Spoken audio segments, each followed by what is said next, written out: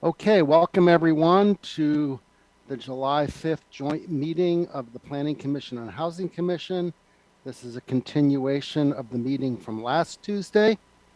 And may we have the roll call, please?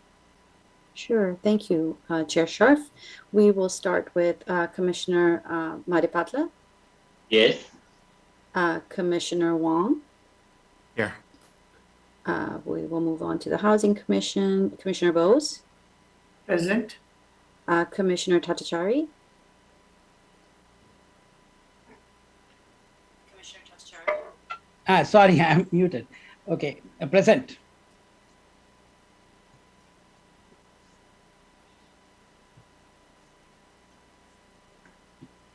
We lost her. Did you get? Did you no? Did you get it? We got you, but then we lost. Who We was lost it? the roll caller. Commissioner Cunningham. Can you hear me? We hear you, yes. I'm pretty I'm sure here. she's here. Okay. I'm here. Thank you. Commissioner Das. He is not on the screen. He is absent. Commissioner Saxena is absent, and Commissioner Kapila is absent. Chair Sharf. Here. We have 7 and 3 absent. 7 here. I think you forgot Tess. Oh, I'm so sorry, Chair Parrish from the Housing Commission. I'm here. All right, we have 7 present and 3 absent. Okay, and you called R. Wong, didn't you? Yes, don't I did. remember. Okay, so we do have a quorum, which is great. I guess there's no minutes to approve, correct? There are none. Right, and no postponements. And oral communications is on here, so even though it's a continuation, it probably shouldn't, but since it's on here, I will allow oral communications for 3 minutes to whoever wishes to speak during oral, and I will go over to our participants. And if you wish to speak during oral, please raise your hand. Okay, I see 3 people with hands raised. First is Peggy Griffin. Welcome, Peggy. Good evening, planning commissioners, housing commissioners, and staff. I just want to say thank you. This is not easy, and what you've done and the detail at which you've looked at these sites, and you are looking at these sites, I really appreciate it. I may not agree with everything you decide, but I really appreciate the work you're doing and the commitment to helping Cupertino meet its goals. Thank you. Wow, thank you, Peggy, and thank you for being brief. Now we have Jennifer Griffin. Welcome. Thank you, Chair Sharp. Hi, I'm Jennifer Griffin. Yes, I'd like to thank everyone for taking all this time to try to do the best they can in this wildly irregular housing element, but I think you all are putting your best foot forward and trying to do the right thing. The Planning Commission is trying very hard. Housing is also. I just wanted to, I'm very concerned about some of the precedents that are being set locally and at the state level with the housing element. I think I have stated this before, but it's getting to the point now, especially with SB 9 and SB 10, and the way HCD is behaving, very, very cavalier behavior, and the Housing Accountability Unit, which is to me extremely sketchy. I'm very concerned about where we're going with this, especially if we're going to have another housing element cycle in the future. There will be very, very little land left in California that has not been upzoned. And I will tell you right now, I'm also concerned about this going to a federal level. Anyone that is going to be from California that will be running for president, if Mr. Biden does not, and I do like Mr. Biden, if he chooses not to seek election, I will be very, very concerned about any candidate coming from this state and carrying this baggage with them to the federal level. We could have this type of cavalier behavior rolled out at the federal level. And this is the type of thing we can't get a handle on who's funding this right now in California. But if we have someone going into the office in 2 years as president from California, maybe, we don't, I don't want this type of secrecy, secret money, secret groups being deployed at a federal level. I find this, especially with this being the day after the birth of our country. 30 What are seconds. we doing here? What messages are we sending? There is already evidence that this type of behavior is being rolled out in Oregon. I know that. I have many relatives there, and you see it all over the state, local level, and their state government level. And it's attempting to do it in Washington state too. I am sorry, but we're having enough drama here locally. I don't want leaders from our state to take the SB 9, SB 10, and housing element baggage and deploy it at the Okay, federal level. thank you, Jennifer. Next is Lisa Warren. Welcome, Lisa. Hi, thank you. Excuse me one moment, if I might. Sure. Chair, you had mentioned that we were going to have 1 minute. Oh no, one minute, not for oral. 1 minute when we get to discussing the sites. Given that you had said you didn't expect oral. Oh, I'm a little okay. surprised. But okay. Gotcha. All right. Sorry. Okay, go ahead, Lisa. Okay, thanks. So I will try to keep this brief by echoing what Peggy has said, because that was what I was going to say. Also, again, thank you, you being Planning Commission, Housing Commission, and staff and consultant, but I see they're not here, or maybe they are. I didn't see Andy. Thanking you for doing this joint meeting and reminding you that it's much appreciated and they should be done more often in some variety. I also want to, I received an email from the city today related to Parks and Rec, and I just want you to keep this in mind for everything you do in the future. A quote from that was, "Do you know about all the hidden benefits you can experience at Cupertino's parks?" They're observing Parks and Recreation Month this month. "Look at how being outdoors can help fight against depression, anxiety, and stress." So please remember that when there's any density discussions and other things now and in the future, and the lack of parks in general, and it's particularly in certain locations where there seems to be a lot of development going on. So that's it. Thank you. Okay, thank you, Lisa. And last we have Scott Connolly. Welcome.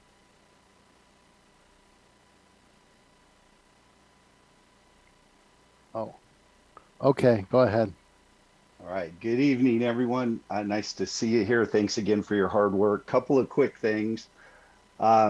This didn't come up in the last meeting, but I'm curious if any of you are concerned about the lack of attendees in these meetings.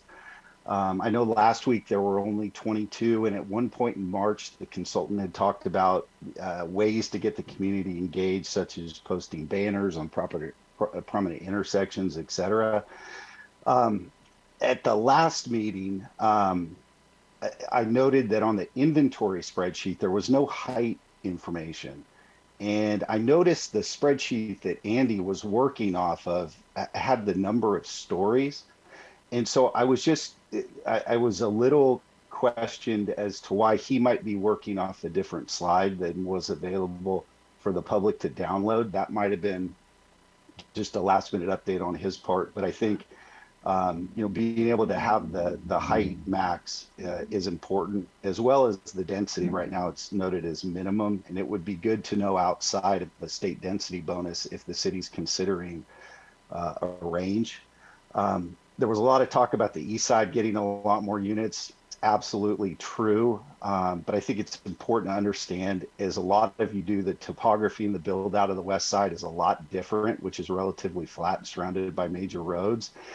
it kind of felt like it was, similar to comparing, the El Camino Real in Los Altos with the lands in Los Altos that might lie to the west side of 280. It's just, same city, but different build out.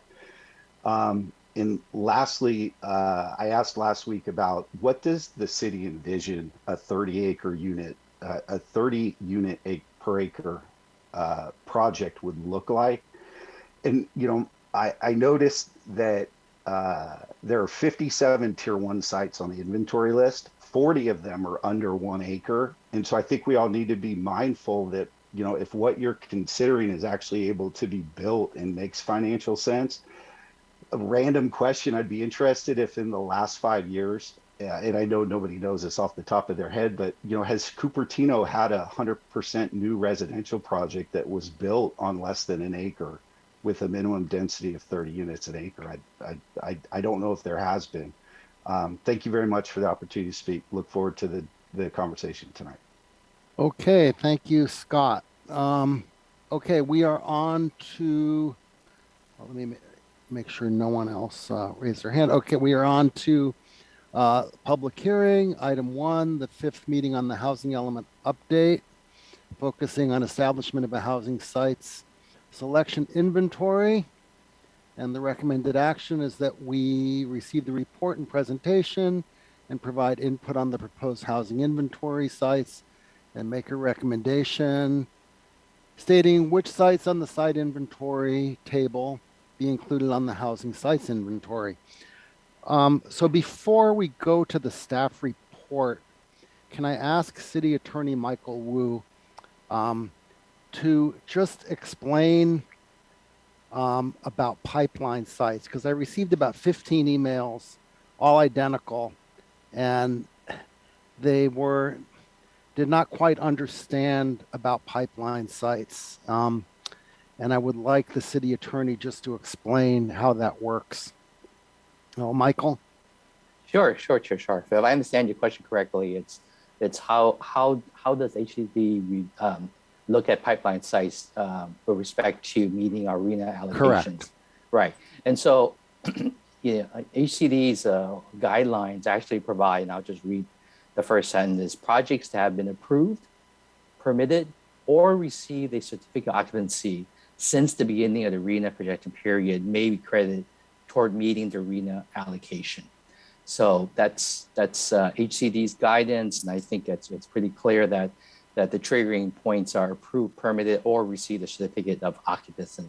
So that's why the pipeline sites, which is currently in the process at various stages, but certainly with a reasonable expectation that they would be built during this RENA period through 2031, I think are appropriate to be part of the make up the allocation.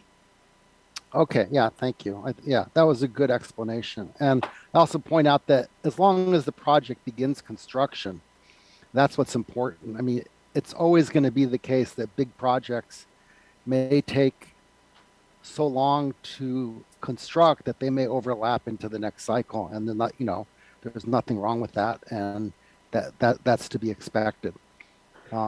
Certainly the Valco SB 35 project, depending on when it actually gets permitted, could go past 2031 on construction, but it wouldn't be, those units wouldn't be counted in the next site, in the 7th cycle, they'll be counted in the 6th cycle because that's when construction began. Just a clarification, Chair Okay. Sharp, is that there is a reasonable expectation that these all of the projects and all the sites that we're discussing here will be built during this project period. Yeah. Certainly if it, begins right at the beginning of the period, we would expect it to be completed. But if it gets pushed out and gets started 4 years into the period, it might overlap. Is that, anyway. Okay, so I think we are ready to move on to the staff report. Who will be doing that? I will do that. Thank you, Chair Okay. Sheriff.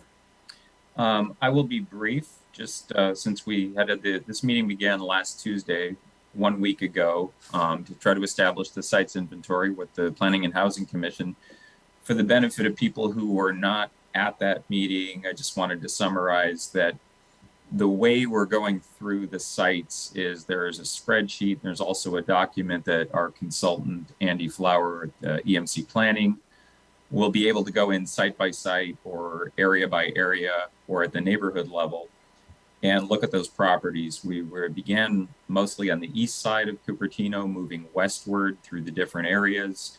We got through 5 of them last week. I believe there are 18 neighborhoods and special areas where we have housing sites.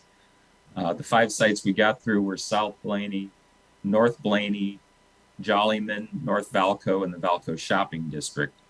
So we'll be picking it up outside of those 5, still going mostly in the east to west manner.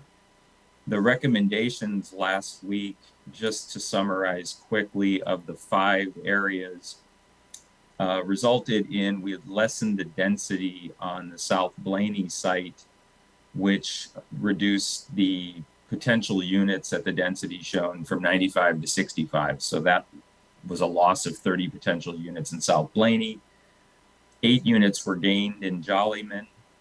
And in North Valco, the 10801 North Wolf site, that's I think where the Duke of Edinburgh site is currently, that site was taken off the tier 1 list. So that reduced also by 50 units. So in short, the 5 areas we went through took the units shown on the spreadsheet down by 72.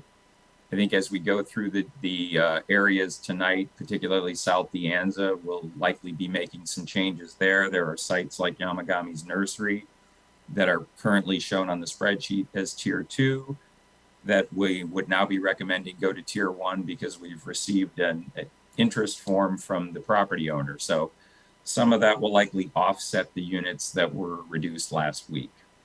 Luke, can I ask a question? Yeah, sure. The Duke of Edinburgh site, I thought they could still build housing there, just a reduced density. It's not down to 0 because they could choose to not build the hotel and build housing at a lower density. If I may, sir. Sure. I'm sorry. No, that's fine. Okay. Pugh Ghosh, planning manager. I think in general, yes, they could build housing at that site. The general plan does allow it. I guess the question really is, does it stay on as a housing element site, which means that it ends up in the housing element, or whether it's just not a housing element site and they could still build it. Just we don't count those units in the inventory.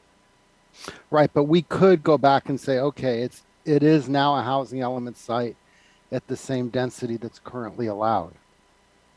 Which is you could, but if you do want to include it in the housing inventory, I would suggest that it be at the same density for what is being planned around it, for the sake of consistency and making sure that it's, has the appropriate amount of units from a higher level when you think about that site, when you think about that area. All right. Yeah. Thank you. Okay. Yeah, if I could just finish on that too. The North Valco area uniformly had a recommended minimum density of 30 units per acre. And I believe for the Duke of Edinburgh site, the recommendation was to hold it at 25 units per acre. So it was slightly lower than the surrounding property. Right, but we haven't specified it as a housing element site, so it wouldn't count unless we did that. Okay. Yeah, we still want to encourage them to build the hotel.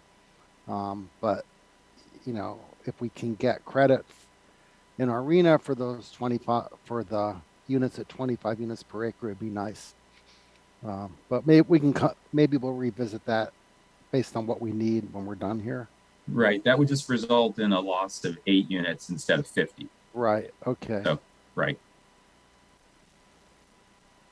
Okay. Continue. And so with that, I was going to turn the presentation over to Andy. And again, essentially pick up where we were. I believe we have 13 neighborhoods and special areas to get through this evening. So I will let him get started on that.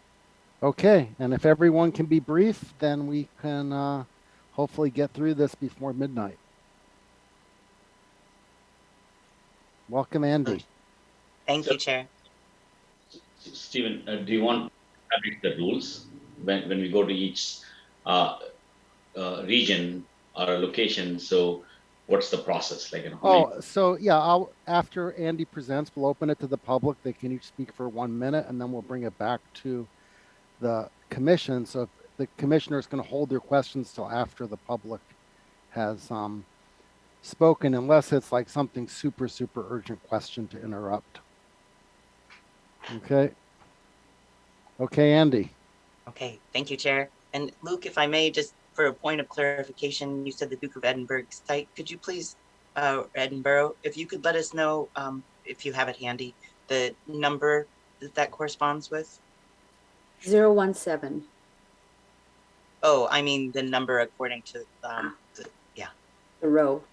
the row. Yeah. Okay.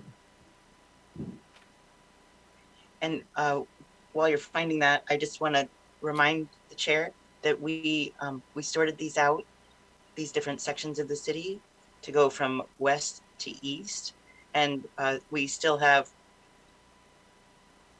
5 more areas before we'll then need to talk about additional areas that we want to go through in that order. So we'll be looking at heart of the city east, then Central, then Crossroads, then South Piazza, and then Stelling Gateway. Beyond that, we have 8 more. Okay. Is anyone sharing? I'm sorry, I heard a question. I didn't hear that. No. Are we looking at something? Not yet. No. No. And I do want to remind both commissions that I do have staff along with me tonight, so please don't be surprised if they speak up. We have both David Masonton, and we have someone that you may have not been introduced to before. This is Lee Robinson. Lee Robinson is with Be the Diversity and super helpful in all of our AFFH qualifications and making sure our process is thorough for that need. So going forward, we're going to start with number 18, which is Heart of the City East. So I will share my screen. And as I do, for the benefit of those who are new to the process, I'm bringing us first to the Engage Cupertino site generally. And then you hit on the housing specifically. And you can see here we have several different pages from this site. You can go directly to the Balancing Act. You can go to the available housing sites. And this enables everyone to give their feedback about sites specifically and to look at some of the overview information that was available today. You can also access the Balancing Act directly from here, and that's where we'll do this. I want to remind everybody that we're keeping this open through July 12th, so we hope everybody will take a minute to not only come in to the site, which we've had over 100 people, unique page views of the site just since last week, but we would love for people to then submit their own preferences and share their comments along the way. All of those comments and preferences will be brought forward to the council at that next meeting. So again, we're starting with number 18, Heart of the City East. And A, we'll look at the globe here so we can see where it is on the map. Here is 18A. We can also look at it with the satellite view. And if you'd like for me to, Chair, I can now bring us to the list. Yeah, that's great. And for anyone unfamiliar, this is the United Furniture House of Falafel, that shopping center. Okay. And do you see the list now? Did that? Nope, not yet. Okay, I'll need to stop sharing for a moment. All right, there we go. Okay. So we'll start with 18A. So the idea is that this would be combined as a single site. Okay. And the total units are 90 plus 60. 133. No, right. 70 plus, so 133, right? Okay. And the height? And that is something that we do have on the spreadsheet that somehow it did not get printed as part of this. So Luke, I'm wondering if that's something that you can chime in with that information, or I could otherwise find it on our folders. Yeah, I You have- think, I believe, Andy, that the heights were tied to minimum densities that were different. That included densities going up to 70, I believe. And that was why I think the densities were reduced from 70 to 50 on some of these locations and from 40 to 30. So the corresponding height reduction didn't get made. And I think in order to show that, it could confuse the issue. I think the thing to keep in mind is that the densities as you go through it are the minimums. And if we want to talk in terms of height, either in terms of whether it's in feet or stories, I know we did that on the Simeon site last week. If there's a preference to express what height would be preferred as a maximum, I think that would be beneficial for the commission to do that. For instance, the Simeon site, just to remind people, had a minimum density of 50 units per acre, and we capped the height at 60 feet. So in some of these, if there's a similar preference to cap the height at 60, 75 feet, whatever it may be, for a 50 unit per acre minimum, that would be good to know. But what is the height with the density bonus is the question. Right, that's the density. So if I may, density bonus allows additional 30 feet in height for 100% affordable development. With density bonus, other density bonus waivers, there is no limit. They can ask for whatever they wish for, based on, for example, at the Oaks Shopping Center, the height limit was 45 feet. However, the developer asked for a 75 or 80-foot height limit on that using their density bonus waivers. And they did not have nearly as much affordable housing as is required to get the 30-foot height increase. So I don't think we can think about that. We have to come up with height limits that are reasonable. I think Dave Massington might be able to help us help us figure some of that out. And if Dave can help us figure out, for 40 dwelling units to the acre, you can have, you can do that within, 50 dwelling units to the acre, you could do that within 60 feet, for example. That's reasonable. That would be helpful. Okay. Well, let's go to public. Are you done with this, Andy? So I can go to public comment on this? I am. Would you like me to stop sharing? No. Or do you want me to stay on? Yeah. Okay. All right. So I'm going to go to. I don't know if you wanted to have David chime in. Yeah, David, did you have something to add? Well, no, I mean, I would agree that if you're looking at about 50 units per acre, it's probably going to fit. It'll probably fit within 60 feet. The only caveat I will say is if it's a mixed use building with ground floor retail, it's going to be a 5-floor building because your ground floor will be 15 feet, and then you'll have the 4 floors above it. Okay. All right. I will go to the participants here. I see 2 people with their hands raised. You can have 1 minute each. Go ahead, Jennifer. Thank you, Chair Sharp. Hi, I'm Jennifer Griffin, and I live down that direction, east of there. And I was a little bit confused initially. I want to talk later about 18C and 18D, but I didn't know you were breaking them up. My comment about this site is that I'm not sure why they had all these different parcels put into one and where exactly they are, unless there were 3 parcels at that United Furniture site. I'm also concerned about the height and the density. I can tell you right now, HCD does not give a hang about any of us that live down there and the traffic load that this is going to be dumping on us. This is directly across from Valco. So I have a total negative opinion of HCD right now, and it's getting worse. But I'm concerned that we've got too much density located there for that area, and they need to have an environmental traffic study. I don't care what HCD says. We need to have a traffic study of this site because it will impact Valco too. All right, thank you, Jennifer. Lisa. Hello. So can you hear me? Because it says Yep. I'm muted. That's No, weird. we hear you. Okay. So if I understand correctly, the 4th parcel is a tier 2, and that's the gas station across the street. These properties have both been the whole United Furniture, 3 parcels, and the gas station have been on the market for years. No one was purchasing them. So I'm not sure, what this is going to do to entice people. I again will state very loudly that number of stories doesn't tell us anything. We need foot height. And the United Furniture not only is across from Valco, which some people might think that's a good place to put this, but it's also much closer on the same side of Stevens Creek. It's a single family neighborhood. And you really have to be careful about density and height. There are houses right there. And Hey. I just want that to be noted. All right. Thank you, Lisa. Go ahead, Peggy. I agree with several speakers. Stories don't do it. Exact feet.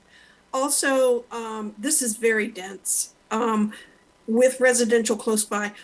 I would like to see, and because of the density bonus, the height can go out the window unless the city puts in place, for an algorithm that is specific so that when they do density bonus, if affordable housing 100% gets 30 feet, what can we come up with when they do density bonus? I've heard you can do that. I'd like to see a specific algorithm to prevent this endless height when they take their concession. Thank you. Okay, thank you, Peggy. Scott Connolly, go. Hi there. Just a point of note, the United Furniture site is under contract and expected to close. I don't know if the person or entity buying it plans to do residential, but I'm would be surprised if they didn't. One question is, if you take the 3 estate sites, not the gas station, you're looking at like, say, 2.5 acres. If you gave Peter Powell 2.5 acres in Cupertino and 50 feet, he'd build 90 to 100 units an acre. And so looking at 50 units an acre, I'm just curious, is that going to be like you see in Campbell, where along Bascom, by the prune yard, where you have a 50-foot tall building, but it's essentially a big donut hole in the middle. So from the outside, it appears to be a lot of units, but ultimately it's not. Thank you. Okay, thank you, Scott. Oh, Jennifer Sheeran, go ahead. Hi, excuse my voice. I'm recovering from COVID. I'm a little confused because, first of all, I think the site is a great site. Right now, it's just a big concrete parking lot with a pretty ugly building in it, and converting to housing seems like a pretty win-win situation for us. The other part of it, I thought we're mostly talking about site selection here, trying to get into the whys and wherefores of how the height of specific projects is going to be. Seems like it's a little beyond the scope of this meeting. That's just my thought on that. That's all. Thanks. Hey, thank you, Jennifer. And that is it for the attendees. Okay, so let's bring it back to the panelists. I see who has their hand raised. I can't. That would be me, sir. Oh, okay. Go ahead. I had a quick comment to make. I know that some speakers talked about heights being, because the property is abutting single family residential and there were concerns about height. The commission could certainly come up with some sort of a height limitation, within 50 feet, let's say, of a single family home, to try to limit that to, single story form or maybe a 2-story form, because that's what they can build around them to allow that transition to occur. I just wanted to put that out there. Oh, that's good input. Let's see. Let's go to Connie Cunningham. Go ahead. Well, good evening, and thank you all again for being here and discussing the housing element. On this particular site, I think it's a very good site. I like to see where it is. I was interested to hear the piece about talking about height is similar to talking about any other kind of policies, and that if we could limit that, that would be probably helpful to get through all of them. But this is certainly a very nice site, as one of the speakers was talking about. It's not being utilized right now. Well, and a nice housing project would be very nice. End of comment. Okay, go ahead, Sue Bose. So I I echo Connie's comments. I really like the idea of putting it in mixed use retail and with housing on top of it, because we seem to be losing a lot of retail in the different areas that have been identified. The one comment that I want to bring to the attention of the panelists is um, when we are going in and taking a gas station and putting in residential over there, there should be some sort of remediation of the site area because of the lust tanks that they use. And normally, the gasoline normally seeps into the ground soil over there. So I don't know if the city planners look into this, but I thought I should bring it up to your attention. Thank you. Yeah, thank you, Sue. And I know we have had housing built on former gas station sites before. I know that happened over on Foothill Boulevard. It is difficult and expensive to clean it up, but it's not impossible. And then we have Govind. Yeah. Go. Good evening, Chair. Thank you for this opportunity. I definitely feel that uh, if the plan is to go for 1+3 in terms of the building, that is the first floor to being dedicated to uh, uh, the retail and the other three for housing, that makes a little bit of sense. But I'm a little curious. I mean, the tier one sites which have been shown here, are these the sites which are uh, the outside of the, there are two areas, right? There's the where actually United is there, and the other is the gas station. So are these tier one sites actually the one which are not gas stations? I'm not clear about that. So if somebody can clarify that, that will be helpful. Yes, that's true. The tier one is not, the tier one is everything but the gas station. Oh, okay. So then can I continue? Yeah, go. Yeah, so I think 1+3 makes sense, but I am really scared about this density bonus.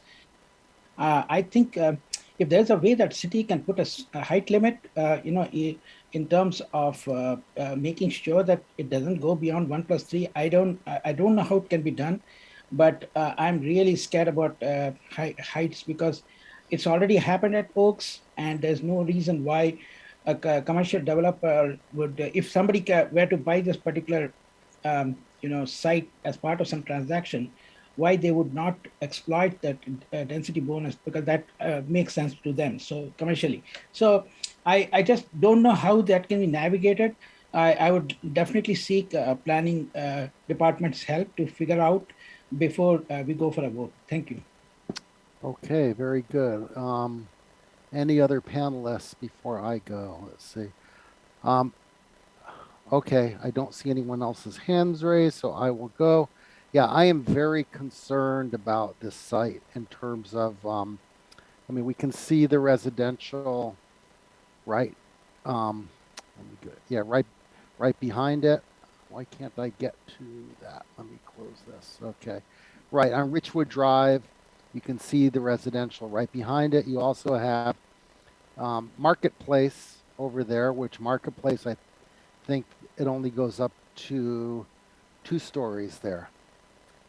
So if the planning department could explain how we could do this site, but have the height on the south side, limit it to say 3 levels, and then the height on Stevens Creek could be higher.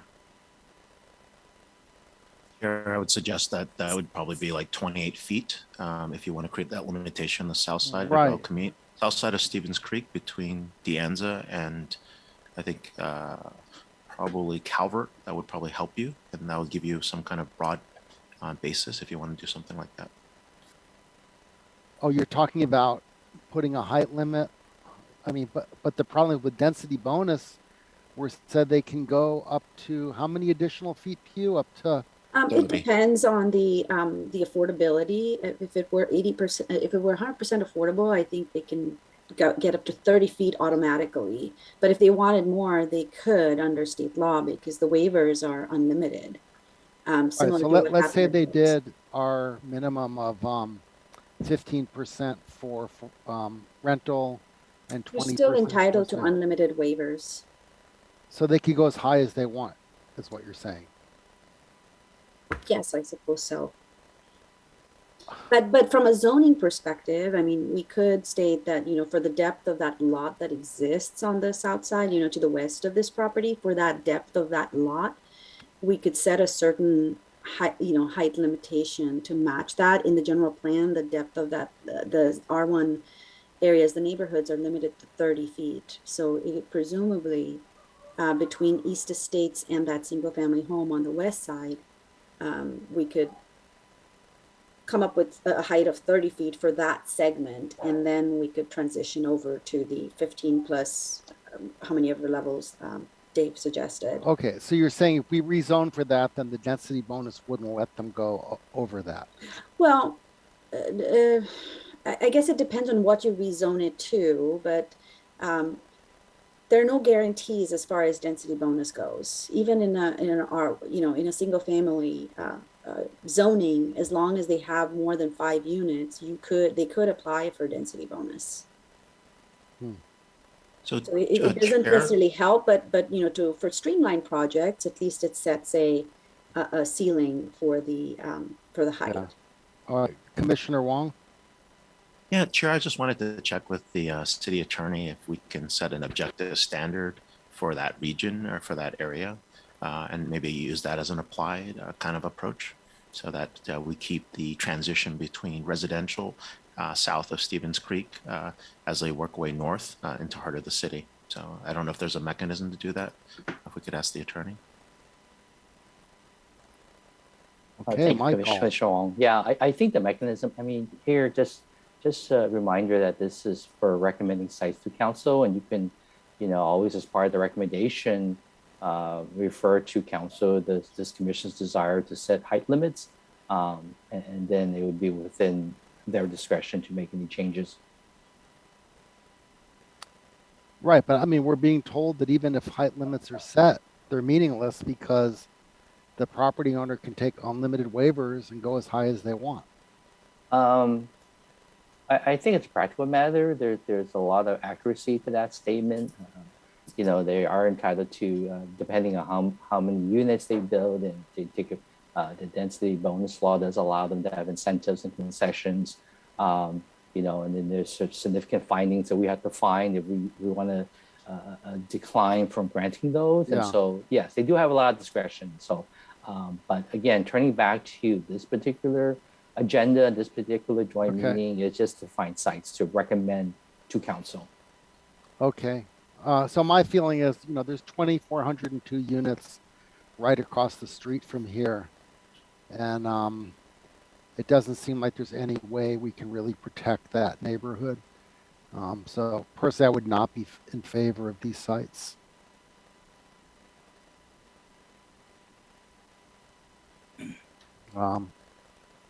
Yeah. So, go ahead, Govind. Yeah. Thank you, Chair. Yeah. Essentially, I mean, I think looking at the way, you know, the whole, what I heard from the planning department as well as from the attorney. Thank you, attorney, for clarifying that, and planning department as well. I think, you know, recommending this to be a housing element site is probably going to create more chaos in this area, because the Valco is not yet built. I mean, Valco, when it gets built, I'm very sure that this whole section of Wolf as well as Stevens Creek, that's going to get choked. I am familiar with this. You know, I've been a resident next to this for last almost close to now 20 plus years, 25 years. So I know this area very well. I drive this area probably every other day. So I can tell you that I think the amount of density already added by choosing other housing element sites, this area will get choked. and there's no way we can have we can solve this commute issue. So I also would not like to recommend this for the housing element site. Though it's a good site, it's not the with the current kind of laws which are in vogue. I don't think it makes sense. Right. Yeah. Yeah. If we were allowed to put a height limit of say 30 or 40 feet that could not be bypassed, I'd be all in favor of this site. But it doesn't seem like we have any way to protect that single family neighborhood or um, to just have too much density on there, given what's going to be across the street. Go ahead. Let's see who. Oh, Tessa, I think you were next. Thank you, Chair.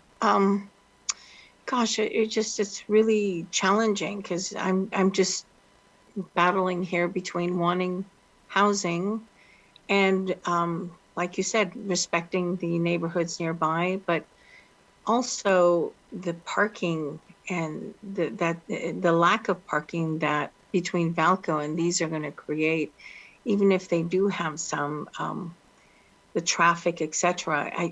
This is, I think, a little different than all the other ones that we're looking at, only because it is across from Valco, and I'm trying to differentiate because we don't want to lose a lot of housing. We'll have to find it elsewhere.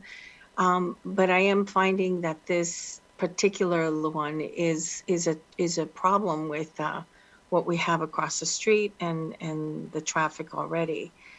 But I am concerned that are we going to be able to find the other locations to replace the 95 units? And since we can't limit it here or anywhere else, it really is a challenge. So I'm not quite sure what I'd want to recommend just yet, but just wanted to comment that. What Pew? What could they build now there in terms of housing? Anything, or is it just retail? Thank you for asking that. That was exactly what I was going to talk about. Currently, they are allowed to build at 25 dwelling units to the acre, which is about townhome size. That is, like I said, most money that'll bring in for them, honestly, at 45 feet. So it currently does allow 45 feet. So I think there might be a little more control, so to speak, if we could, increase the density but, control how development occurs along that edge that they share with the single family neighborhood.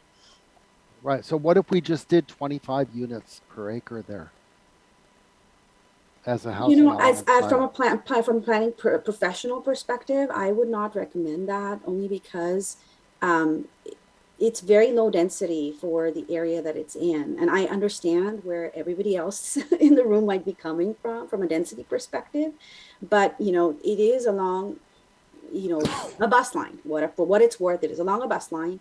There is additional density that is around it. Density does bring with it other benefits as well, such as, the ability for retail to be successful. It can incorporate some, additional stuff that it brings with it. But with that, ultimately the recommendation is yours. Yeah, the other thing is, you mentioned along a bus line, so they could take exceptions to parking, which what will happen, and we've seen it in other places, is now the parking all goes into the neighborhood, and then you have to put in permit parking in the neighborhood to prevent people that live there from parking there, and then they keep going further and further out until the permit parking is no longer in effect to keep pushing the problem further and further away. So personally, I would favor keeping it as a site at 25 units per acre, even though it could be more, except we can't control the density bonus. So there's one other thing I will say, sir, and again, finding large sites is a problem, and so we are going to then lose a certain number of sites, units that we're going to have to find sites for. Yeah, well, I would put the gas station back in there, not as a tier 2, but as a tier 1, also at the 25. I don't see any reason to exclude the gas station. I'm not sure. Was it excluded because of the contamination, or for what reason? They didn't ask for it, or? I think Luke or Andy might be able to help with that.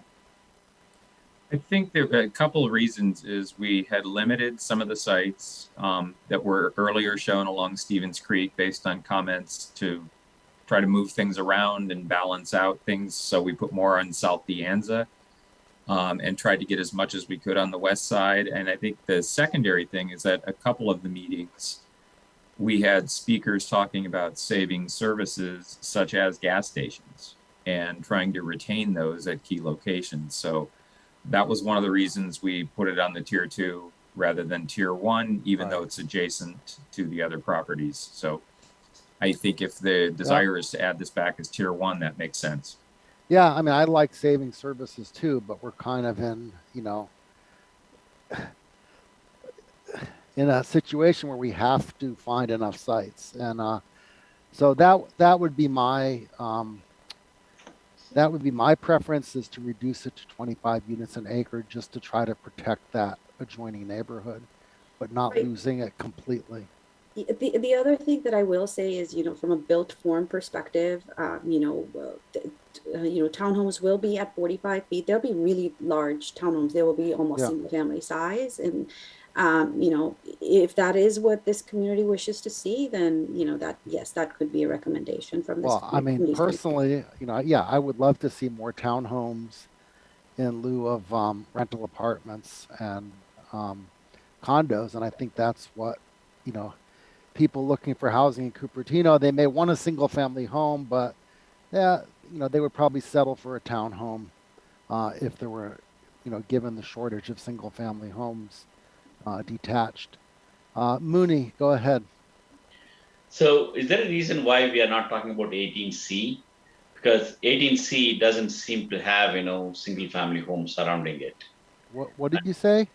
18C. Oh, 18C. Okay. Yeah. So that one is that it's listed as tier 2, and so it looks like, we can swap out, 18A with 18C. And I agree that, 18A, allowing it, go unlimited height is probably not a good idea, given that it's surrounded by, single family homes. Okay, I'm sorry, 18. 18C, yeah. So that one, if you really look at the types of homes there. Okay, there's 18C is just north of Cupertino. It shares a boundary with Cupertino High School. Oh, okay, yeah, we're not over there yet, right? Okay, yeah, 18C. That's a tier 2 now? It's in tier 2, yes. Oh wow, yeah, I would have definitely put that one into, other than, it is still close to Valco and Metropolitan and Main Street, but it seems like it's not quite as bad as 18A. So, I mean, let's see. I mean, I would make a motion to make, oh wait, sorry, let Ray go. Ray? Yeah, I was actually in the same thing. I realized we hadn't crossed the fold on the page there. And so we were still stuck on 18A and 18B. But 18C and 18D, I would recommend that we make those tier 1 sites and then leave 18A as a tier 2 site as a backup. So, yeah, how about making 18? Let's see, let me go back to the picture. God, I'm in so much trouble here. Let's see, 18. You're saying making 18A a tier 2? Yes. Yeah, but how about making 18A a tier 1, but at 25, at a density of 25 units per acre? I think you can make it up with 18C and 18D. I know, but we still need to gain some other units as well. I think there's some on the west side. As we get there, we'll be able to. Yeah. Okay. So yeah, we could always come back and to this later if we're short of units. So yeah, I think that's a good suggestion. Let's make 18A a tier 2 along with 18B, and then make 18C into tier 1 at what density? I don't see the chart here for 18C. What's the density for 18C? Andy?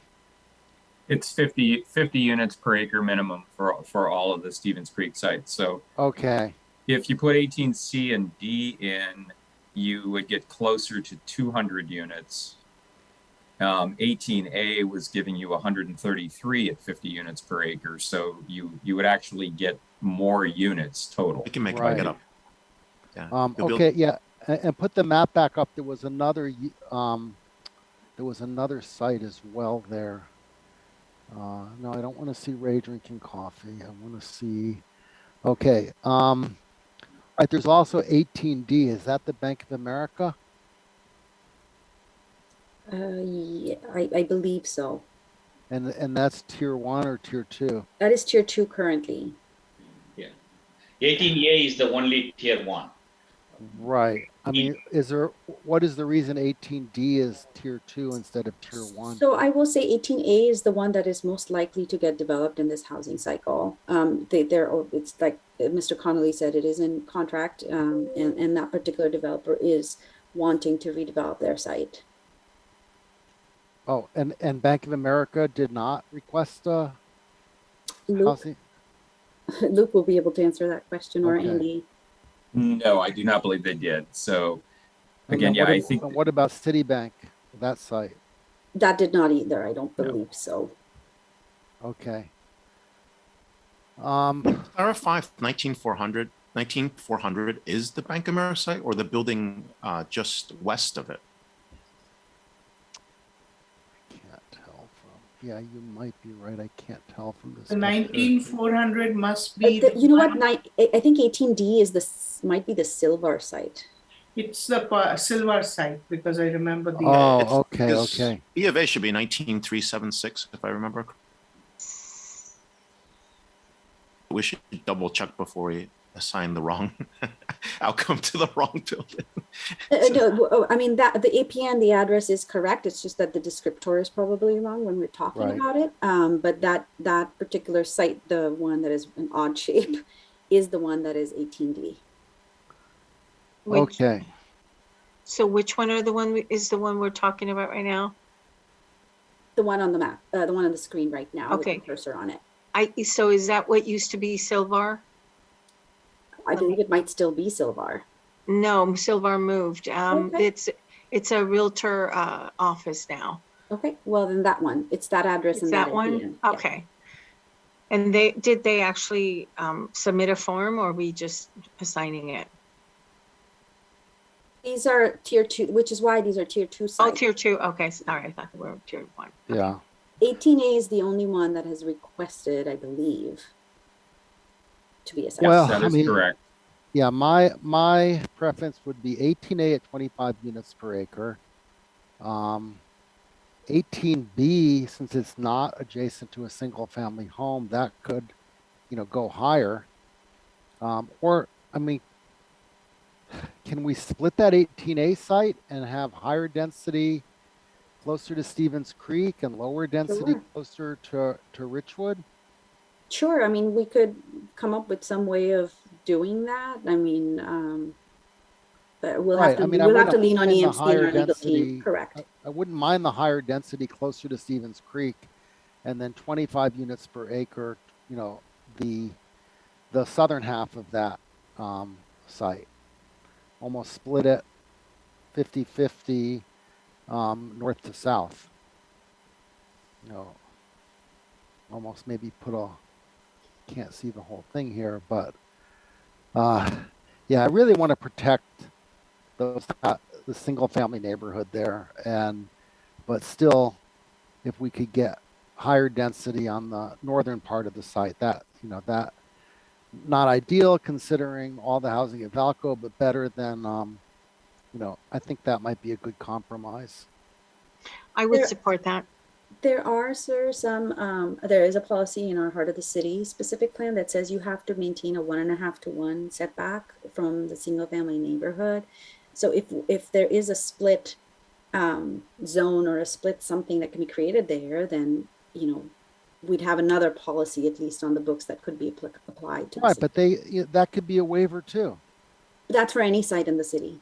Yeah. So, yeah, it means nothing then. So,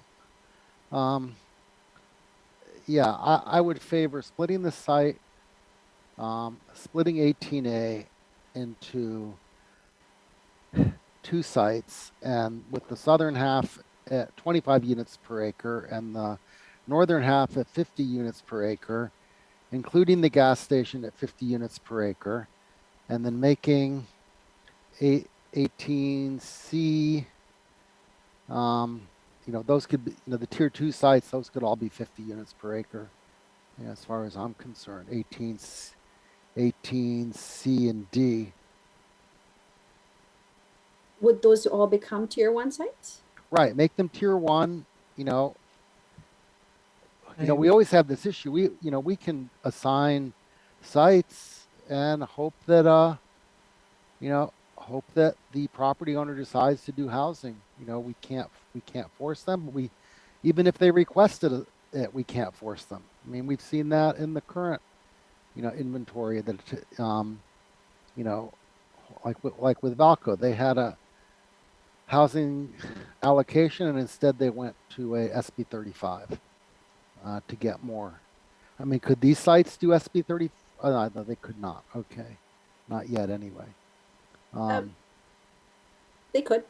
They could with 50% affordable. Correct. Yeah. So yeah, the likelihood of that is pretty small, I would think. But if they do, they do. We can't stop them. Okay. So my motion is complicated. It's to split 18A north to south in the center, 50-50, with the north part being 25, the north part 50 units per acre, the south part 25 units per acre. Make 18B, C, and D tier 1 at 50 units per acre. Chair, I think you've got Govin and Connie with comments. Oh, I'm sorry. Okay, I can't. I have to go back to participants here. Okay, there's 3 people. First, Govind is first, I think. Go. Yeah, so even at the current, whatever has been approved, we are adding about 15% of the housing of current housing stock across Cupertino on this full floor. That's because it's close to about 3,000 plus units. And the whole Cupertino itself is only about 22,000 housing units. So that is one thing, 15% on just one single row. So my recommendation in this case would be, first of all, I don't think we should have one motion. We should split it into 2 motions, one which is only applicable to 18A, the other which is about upzoning from tier 2 to, not tier upzoning, changing it from tier 2 to tier 1. That can be a separate motion so that it helps for people to make up their mind in terms of voting.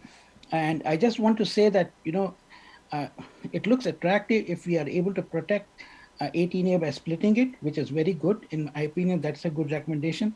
But all said and done, we have to understand we cannot pack density like this on east side because we are already expecting with all this which is being proposed, it will be about 20% of the housing stock, current housing stock being added to the east side. Okay. I think, yeah, that's my, okay. Okay. Ray, well, let's see. Let's go to Connie. Go. Oh, thank you. Thank you, Chair. I guess the comment that I would have about taking 18C and 18D off of tier 2 is that if they are not actually going to be, we're not expecting them to build, but they maybe could, perhaps that they leave them where they are, because what we really want on tier 1 are sites that will build. Otherwise, our buffer keeps getting smaller. I mean, in relationship to what we expect we'll actually build. And since our buffer is, it's probably good, but if you go in with the idea that, well, I don't think those are going to go, then your buffer is getting smaller. So that's my main Okay. point there. I'd leave them in tier 2. Okay. Ray, you still have your hand up. I do. I was thinking about that area on where we've got tier 2 to tier 1 and thinking about what Connie just said as well. It is good to have that buffer. So I probably wouldn't move tier 2 to tier 1 yet. And we also have like a lot of this. I mean, this is already part of the heart of the city. So there are 3 heart of the city areas here. And so I think we can probably hold off on that there. I do agree with you on the splitting of 18A, that would probably help. I am concerned about blanket, the way density bonus law is abused. So I'm hoping at some point we can have an objective standard as part of that conversation. So don't. I guess it's kind of a condition in the back of my mind that we somehow suggest an objective standard to actually get height limits to 30 feet south of Stevens Creek next to residential neighborhoods, so that we're in line with that kind of transition. So. Okay, so it sounds like we may have the votes. So I'll make the motion that we leave 18C and D as tier 2, but we make 18A the southern half as 25 units per acre and the northern half as 50 units per acre. Okay, can I get a second so we can move Sir, on? may I ask about 18B before you move forward? Oh, 18B is the gas station? Correct. Yeah, I mean, I wouldn't mind making that also 50 units per acre, but I guess they haven't requested a housing element site, have they? No, That they have site not. is part, but that site is part, I believe, of the same ownership group. Okay, well, I'm happy to make that a tier 1 site at 50 units per acre. You know, if they want it, you know, I wish we, yeah. So even though the owner hasn't requested it, but why didn't the owner request it? We don't have a good enough answer for that. Okay, I'm sorry. yeah. No. Okay, so that, yeah, I guess then my motion changes to, Chair, go ahead. Go Chair, ahead. when you change the motion before that, I just wanted to have one more thought. I'm okay with 18B being upgraded to a tier 1. I'm also okay with splitting the 18A into 2 lots, but Yeah. I think when we split it into 2 lots, we only use the northern part of it as part of the tier 1 and not the southern part. So that way, you know, we have some way to kind of inform the builders that we are okay with having the northern part developed to a density which is allowed by heart of the city, but southern part is very next to the single family homes. You know that that will definitely be will be doing injustice to them because we seem to be more very specific when it comes to the west, the west of 85, west of De Anza, but when we are coming to this side, we don't realize how much we are putting the people. No, we do realize that. But I mean, I would still favor splitting it and allowing the 25 units per acre. I don't think that you're not going to get the kind of height that would really negatively affect the single family homes there. And you can do a real, if anyone's seen the Stevens Plaza development on in Santa Clara on Stevens Creek, you don't even realize that you have housing on top. I mean, you can do a really creative development here and not destroy the neighborhood to the south. So I would stick with my motion to the north half of 18A be 50 units, 50 units per acre, the south be 25 units per acre, move 18B into tier 1 at 50 units per acre. I second the motion. Okay. Let's see, we have, let's see, Govind, you already spoke. So yeah, why don't we do a vote on that?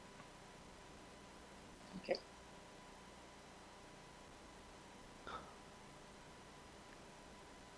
Who's doing the roll call? We'll go ahead and do that. Okay, go. Go ahead, Lou. So, Planning Commission Chair Sharf. Aye. Commissioner Maripatla. Yes. Commissioner Wong. Aye. Okay. Commissioner Parrish. Aye. Commissioner Tatachari. Muted. Commissioner Tatachari. Muted. Yeah. Aye. Okay. Commissioner Cunningham Aye. and Commissioner Bowes. Aye. Okay, that passed unanimously. Wow. Okay, Andy. Yes. And just for clarification, that means that we leave C and D Yes, in it's tier tier 2. two. Correct. Okay, very good. Yeah, maybe we'll come back later depending on, what happens. Okay. Okay, we're now moving on to heart of the city central. Okay. Oops. So one question. Do we know what's the net of what we did just now? Oh, that's a good question. How many did we lose there, Luke? We gained also, right? 18B we added at 50. So Well, yeah, but we cut the density down on half the site, but we added 18B. So Yeah, I could try to, let me estimate that. oh, you can come back to that. Yeah, estimate it while Andy's doing this. okay. Okay. We have 16A, B, and C. Going to 16. Okay. 16. Okay. And I can take us to the spreadsheet now if you'd like.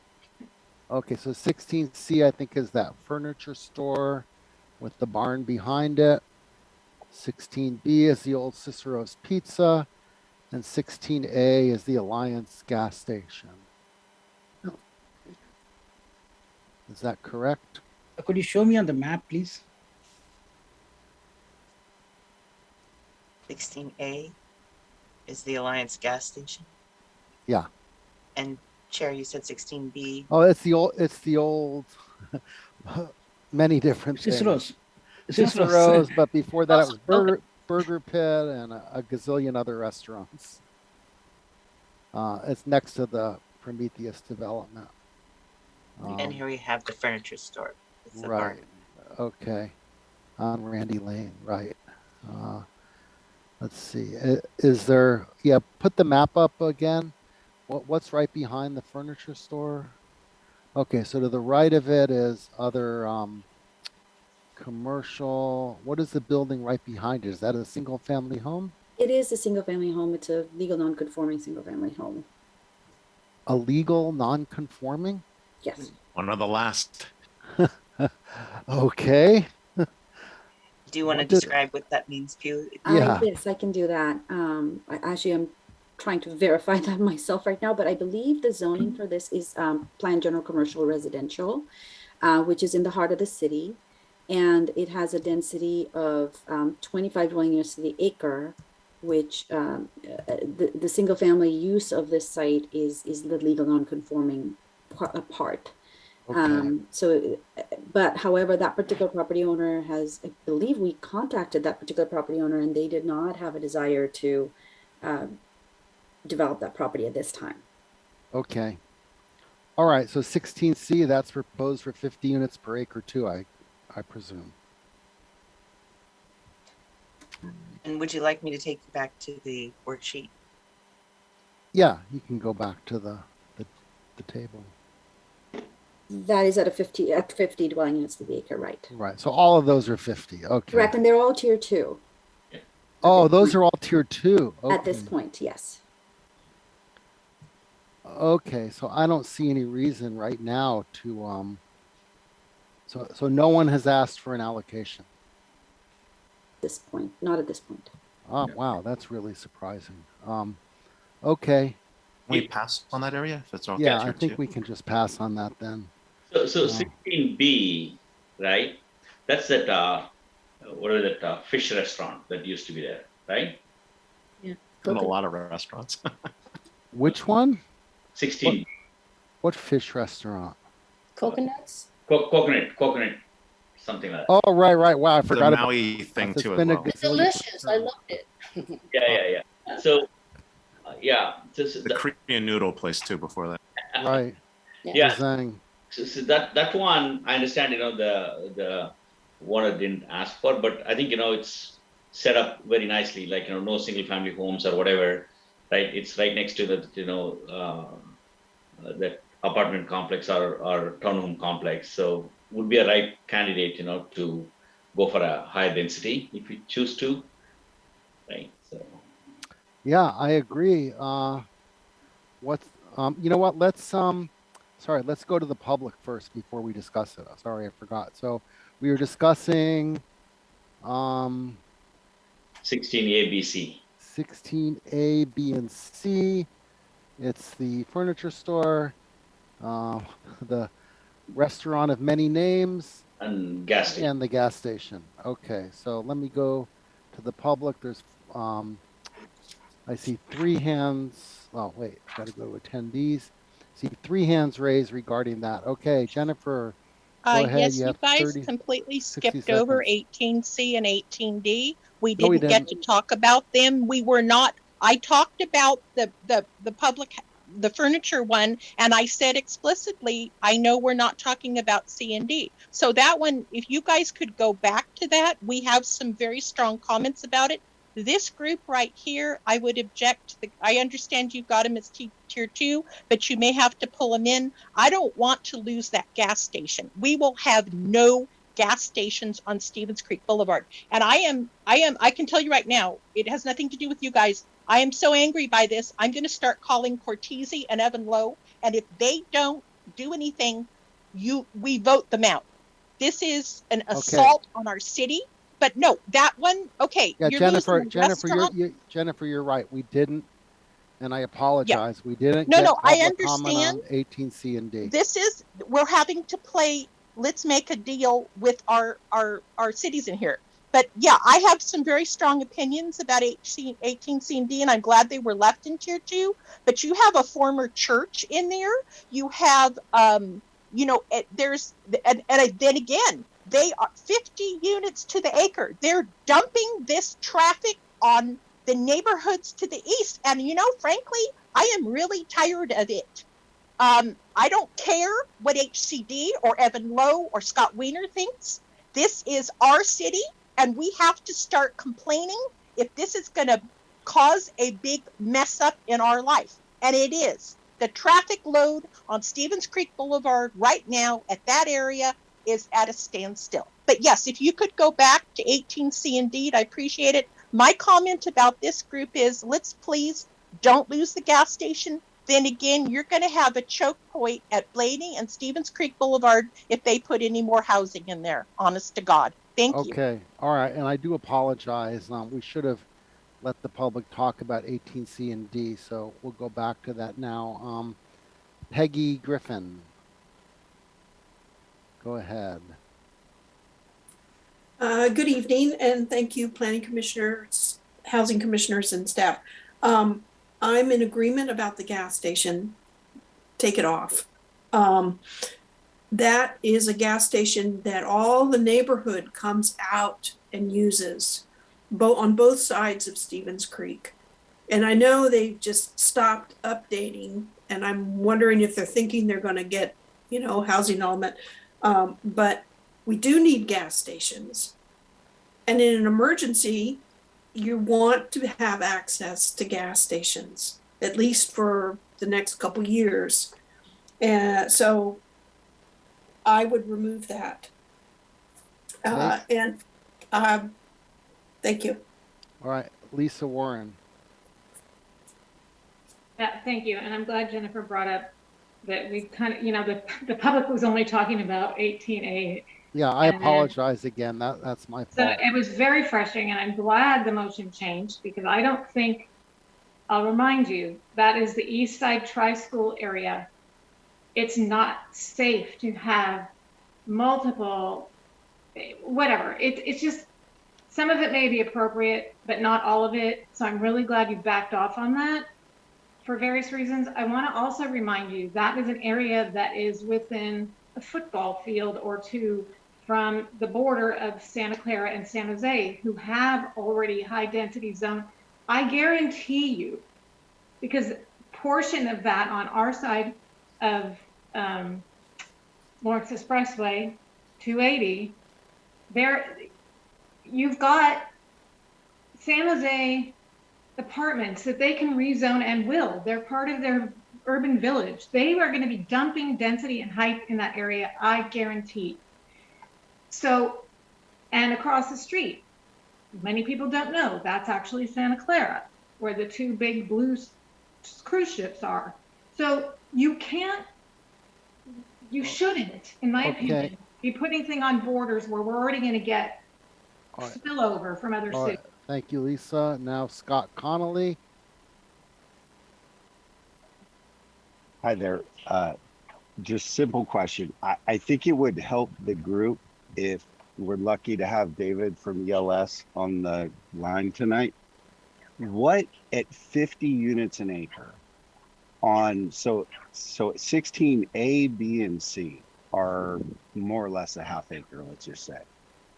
What is going to be built on that and how do you park it? I'd just be curious to understand what someone would build and be able to park, because nobody's going to go below grade there. And it just feels like, I do agree with the earlier caller, the ingress egress from the Coconut Grill onto Stevens Creek or onto Blaney. I mean, that ingress egress on both sides is right there. I think the Coconut Grill is a perfect example of the seller didn't want to sell, or Prometheus would have bought it. So I'd just be curious what gets built there at 25 units on an acre. I don't understand.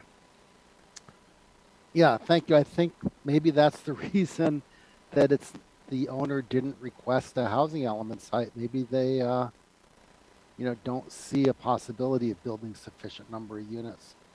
But let's see. Let me go back to the panelists now.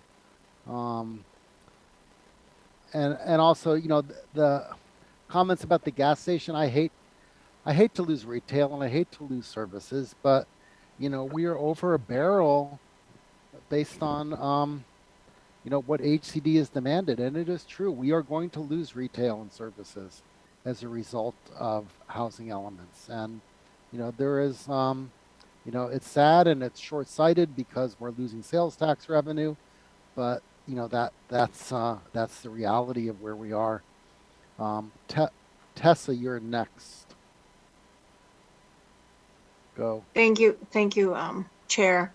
I did have a comment that we do have two other gas stations. I had the same concern that, losing one more gas station. But we do have another one just up the street and to both sides. And not because I want to lose them, but just because we're having to, like Jennifer said, play, what's the worst case scenario here. One thing though is we don't have a lot of sites and we're very limited.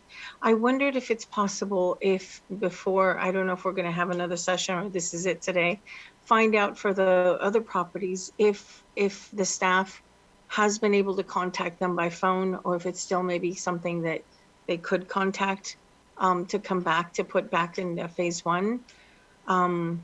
That was my main thought on that. Which sites are you referring to? The ones we were just talking about that were in two, we didn't. 16A, B, and C. Yeah. Okay. Yeah, just because it's a lot to skip over, and considering we don't have a lot of properties to look at, and I think it'd be really worth it. I think we should get through these, and then the staff can, come back.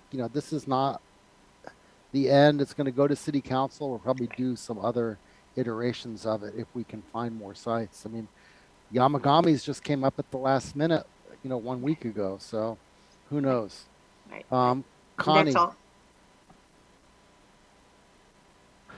Okay. Are we speaking about the Coconuts area? Right. Yeah. We're 16A, B, and C. Okay. I may have to think a minute about. I'm easily distracted. But these are all tier 2. Remember, the owners have not asked for any allocation. So my thought is to skip over them for now. Oh, the skipping over them part. Yeah. So how do you get back to them later if you skip over them now? Well, I don't think we get back to them tonight. If in the next, weeks or months they come forward and say, hey, we want to be a site after all, then we can go back and add them I see. You don't mean skip over them. You mean keep them as tier 2. Yeah, keep them as tier 2 for now. Okay, that makes sense. Okay. Okay, thank you. Mooney.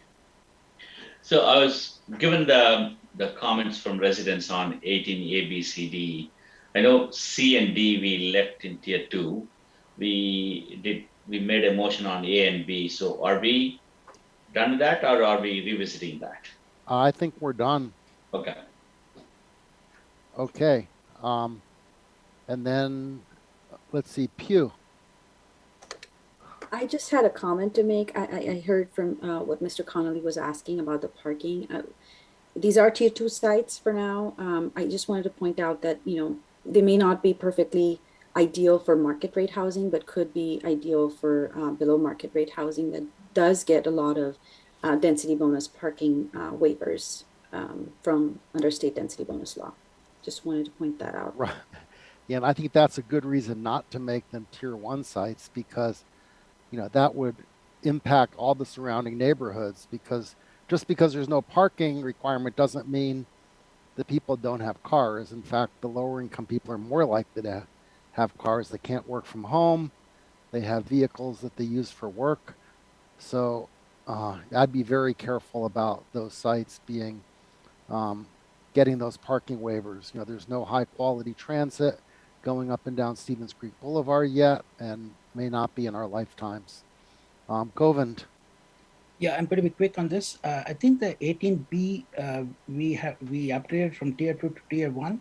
Correct. Yeah, I think you know, if there's a way we can revisit it either tonight or at some other point in time, I would like to have a chance to go at it again. Thank you. Okay. I don't want to raise any more of the tier 2s to tier 1 on the east side. I'm very reluctant to do that. All right, David. Yeah, I just wanted to respond to build on what Pew said and to respond to what Scott had asked. You know, the small sites, it does get very challenging with the parking to develop a high level dwelling unit. But if you're looking at something that's like a half of an acre at 50 DUs, you're probably looking at something like a 3-floor over parking solution where maybe the front edge of the building on the street face is some sort of very shallow retail. Parking always is a driver for these things. Below grade parking won't work. It's doable, but it's a challenging development, so it's less likely to occur. Yeah, and if you look diagonally across from where that restaurant of various names is, I forget the name of that development. I think The Trevinia development. Right, Trevinia. I mean, that retail has been a disaster because it's right on the street and there's very limited parking right behind it, and it's just seen tremendous turnover. They cannot keep it rented, and yeah, I would hope that we don't see the same thing where Coconuts, and yeah, and even further down the street where the counter is. The counter has survived, but those other restaurants have just had tremendous turnover as well. I mean, most of them don't even last 1 year. And there is parking behind those. Okay, let's see. Connie, last one before we move on to the next area. Thank you. I think this will be quick. I was just wondering, when you had, Chair, when you had remarked a little earlier that we're losing a lot of retail. And I see your point about specific things we're talking about, but I was thinking that some of these are going to be mixed use projects. Is there some estimate about how much retail we're actually losing as a result of these changes? I don't know. Yeah, well, that would be more for the plan. Yeah. Because I would think that it would make some difference that they're going to be mixed use and they have retail underneath. I would hope, but you know, when I look up and down Stevens Creek Boulevard at Metropolitan and Trevigna and Montebello, I mean, you can see what's happened there. The retail has almost always been very, very difficult to fill. You know, we had La Petite, you have Boulangerie, and you have two other places behind it that keep turning over. And if you talk to the developers, like a Metropolitan, you know, they'll all say, well, we never wanted to do mixed use, but we were forced into it. So in order to get the housing, we just said we'd do ground floor retail and accept that, you know, it could likely be empty forever. And I know Metropolitan, they asked to convert it to medical offices because they couldn't lease the retail, and the city council, before my time on council, they agreed to let that become medical offices, which was probably a good compromise. I guess I was kind of wondering, because of the fact that there isn't that much housing in those areas, if that might be the problem, and if you have denser, more housing around, that might be Yeah, I just don't know if you get the number of, people. I mean, if you look at Rose Bowl, what is Rose Bowl called in 19800? I mean, that they cannot rent that retail. It just keeps going. Steins has been empty for years. Yeah. And Target's been empty. It's it's so hard because we just don't have the density that can support that ground floor retail. Okay, so can we move on, Andy? Since I guess we're not going to do anything with 16 because it's all tier 2. I don't think we need to vote on that, city attorney. Chair, I don't believe a vote is required. Okay. All right. Let's move on to, nothing on 17. Where are we next? Andy? Excuse me, next we're at 15A. This is also within heart of the city. This is heart of the city crossroads. These are both tier 2, excuse me, as well. Okay, so 15A is the Chinese dim sum restaurant. Correct. Okay, and what were the other 15s? Is it only 15A? I don't see any other thing, or P5. There's a B. There's a 15B. All right, where was 15B? 15B is the small boba place. The what? There's a new boba restaurant over there. I believe it used to be J&J Hawaiian, I think. Oh, okay. Maybe, Further up Stevens Creek. Correct. Right. Okay. Right. So, and these are tier 1s? These are also tier 2s, I believe. Oh, they're also tier 2s. They're both tier 2. Okay. So. Mr. Sun and Lay Garden, just for people who need. Yeah, Lay Garden. Sorry, I forgot the name of that. Fatima, for those who. Let's see if it, okay, don't see any part. Oh, I see any attendees that want to speak on these. Jennifer, did you want to speak on this? Go ahead. Yeah, I'll just make a comment. But did you guys do 18C and D? Or are you going to do that later? You didn't do it. No, we left that as tier 2. So yeah, we did. Yeah, I know, but the public never got to say anything about it. Well, I thought I went back to the public. I know, but no, I was talking about that one up there by where the Cicero's used to be. I suggest that you guys talk explicitly about 18C and D after this one, because I have a lot of comments on it. I'm sorry. This is okay. This one right here, I'm worried about loss of retail. If you guys could reopen 18C and D, I have a lot of comments on it, and I think other people do too. Thank you. Okay, so let's finish this one first. This is Lay Garden, and that's the Mr. Sun Boba, right? Mr. Sun, or the former Hawaiian barbecue place. Right, but those have not requested. These are tier 2 sites. These are all tier 2, so I think we should leave them for now. Let's see if anybody wants to speak on this, and then we can go back. If anyone wants to speak on the other tier 2s. Let's see. So who wants to speak on Mr. Boba? Mr. Sun and Lay Garden. Okay, Lisa. And remember, these are tier 2s. Yeah, in general, I would suggest that you not make a huge decision on tier 2s. Just have a discussion, and then if you need to backfill because you're changing some that are already tier 1 and you're losing units, then go back and revisit, because this is getting ridiculous. Talking about things, and here's a big point I want to make. This not requested from the property owner is sort of a fallacy, in my opinion, because we have heard that communication was sent out to many people who own property, and no communication back came. If it was positive, it came back. Some negatives may have come back, but there's a whole wasteland of we don't know.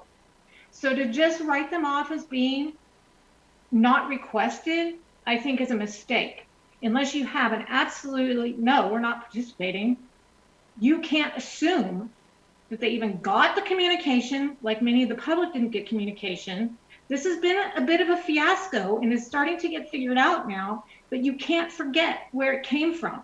So you need to, I think, and I know people agree, really take that into consideration. So talk about them so you know what they are and they're familiar with them. And if anybody has any bright idea, great.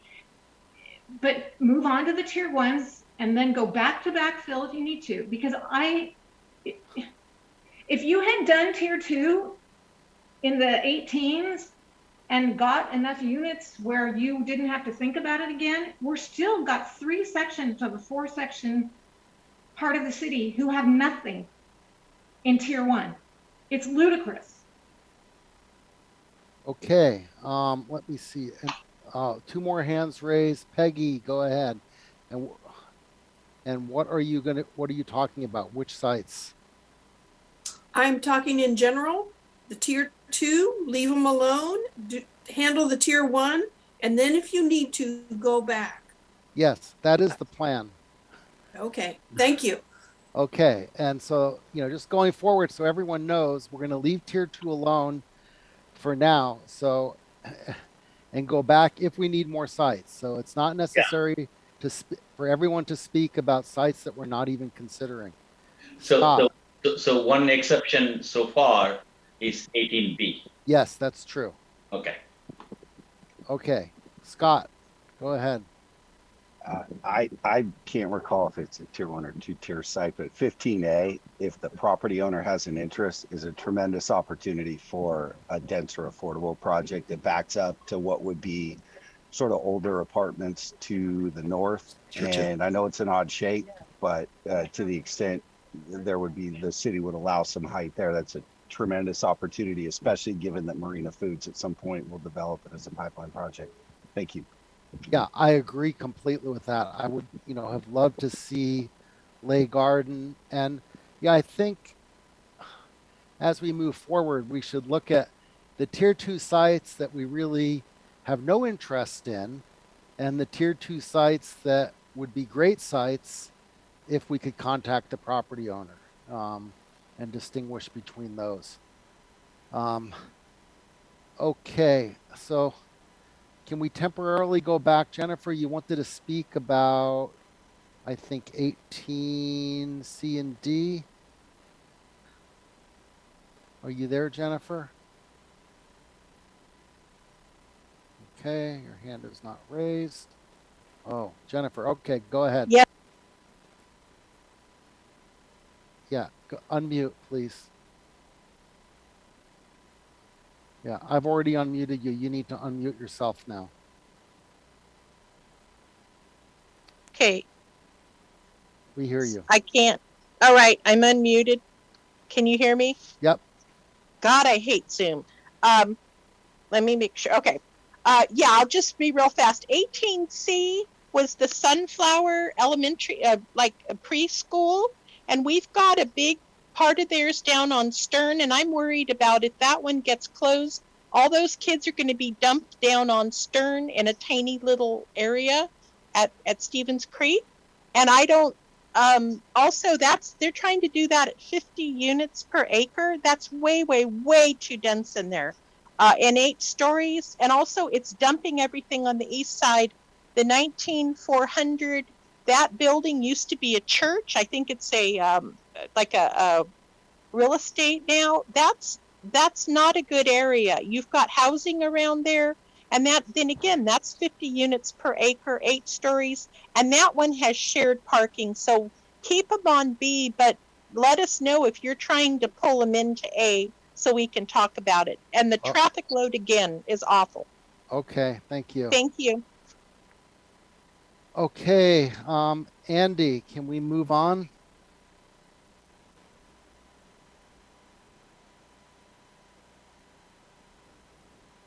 is someone else? The next site is South Piazza.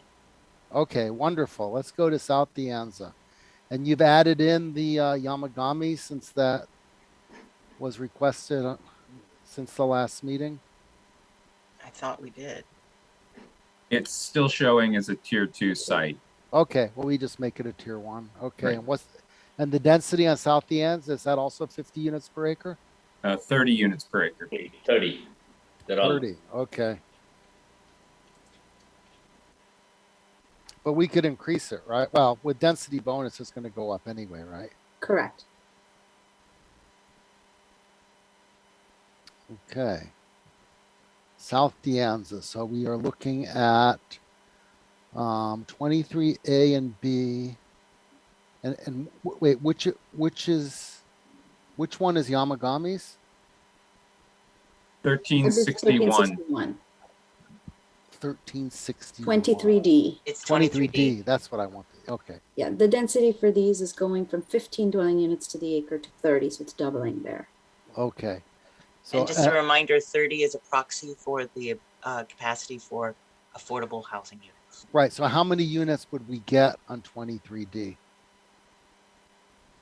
That's 2.41. You could get 72 units at 30 per acre. Okay. Plus whatever the density bonus is. And correct. And we would assume.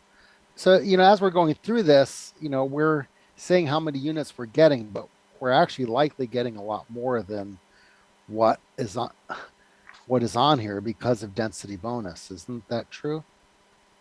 Yes, we can account for inclusionary, but we cannot account for density bonus. Oh, okay. But I mean, once it's being built, we get credit for that, right? Correct.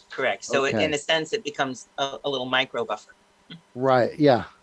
Actually, I don't think it's so micro. It's actually a macro buffer. A lot. Yeah. Okay. So, yeah, why don't you go through all the 23 sites on the map and put the map up there? And I'm. Okay. Oh, no, not yet. Had the map up. I'm a little concerned that we're not seeing all of the map. Okay. So here we go. Okay, I see. Yeah, I think if you can scroll on the side of your screen a little bit, so we don't need to see Cupertino housing element part 11, or you have created more housing capacity than the minimum, just scroll your screen up a little bit. Oh, I see what you're saying. Yeah, that way we can see. Yeah, there we go. Yeah, yeah. Okay, so 23A is what? Is that a tier 1, and what is the current building? 23A, that used to be the Keller Williams, and I think it's now development is Child's Play or something. There's a. And is this tier 1 or tier 2? Andy? I believe it's tier 1, but I can't see that screen while I'm on the screen. Let me check. It is tier 1. Okay. Tier 1. Which means they've requested. Okay. All right. Then move down to 23B. Let's do all of them together before we go to comment. I think Luke will have to confirm whether 23A or B have requested or not. So you're saying we could have done tier 1 sites where there was no request?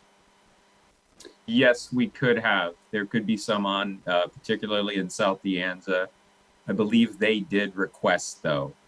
We tried it, like Yamagami's was shown as tier 2. Okay. Specifically because we hadn't gotten the request till last time. Okay, so 23B is the Indian Market. It's the old Ilario property. The Plumbers Bank, yeah. Yeah, and is that tier 1 or tier 2? Tier 1. Okay. Yeah. Okay, and then how about going further south? 23C. That's tier 2. Okay. That's the little shopping. There's a hair place, a massage place, and a small restaurant. at the corner of Kerwin and De Anza. Right, and that's tier 2, so they've not requested anything. Okay. All right, where's 23D? That's a tier 2, but it's going to be made as tier 1, right? Given that they requested it. 23D is Yamagami's. Yamagami's, yes, as long as that is the Okay. recommendation, yes. Okay, and then 23E. That it used Oh, the yeah, right old Wolf camera site. Wow, that was a long time ago. And that's tier 1 or tier 2? Tier 2. Tier 2 at this point. Wow. Okay, yeah, you'd think that they might want to. Okay, but yeah, it's tier 2 at this point, and then 23F. 23F is Summer Winds. And that's tier 1, right? Yeah. Everything from F onwards all the way to L, they're all tier 1. Oh, wow, we're going to lose both nurseries. Okay, so that's good. Let's go to public comment on all the 23s. And let me go to attendees here. So we're talking about all the 23s.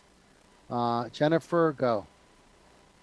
Oh man, I'm really concerned we're losing both of those nurseries. I mean, I go to Santa Cruz at least twice a week and they have stuff over there, but I understand the Yamagamis might want to do that, but why do we have to lose Summer Winds?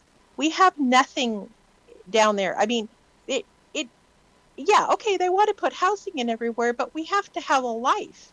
And maybe they don't want us to have yards anymore, so we don't need to plant flowers. But I'm hoping that if either of these sites are developed, that they can keep a gardening area, something that has plants, be either that or we're going to have to drive out of the city to buy stuff. And Cupertino has a long history of having gardening supplies. I mean, we've lost Target. Target doesn't have any gardening stuff anymore. I mean, this is getting, I understand the property owners are wanting to do stuff, but we're going to lose Bobby's too. So this is the reality of this horrible situation we're in. Yeah. And if there was anything that had been, I'm just going to throw this in there, a place that had been a preschool, why are we getting rid of preschools? I don't understand that. So anyway, those are my comments. And remember, what's across the street is San Jose with 200 stories. And their urban village. Thank you.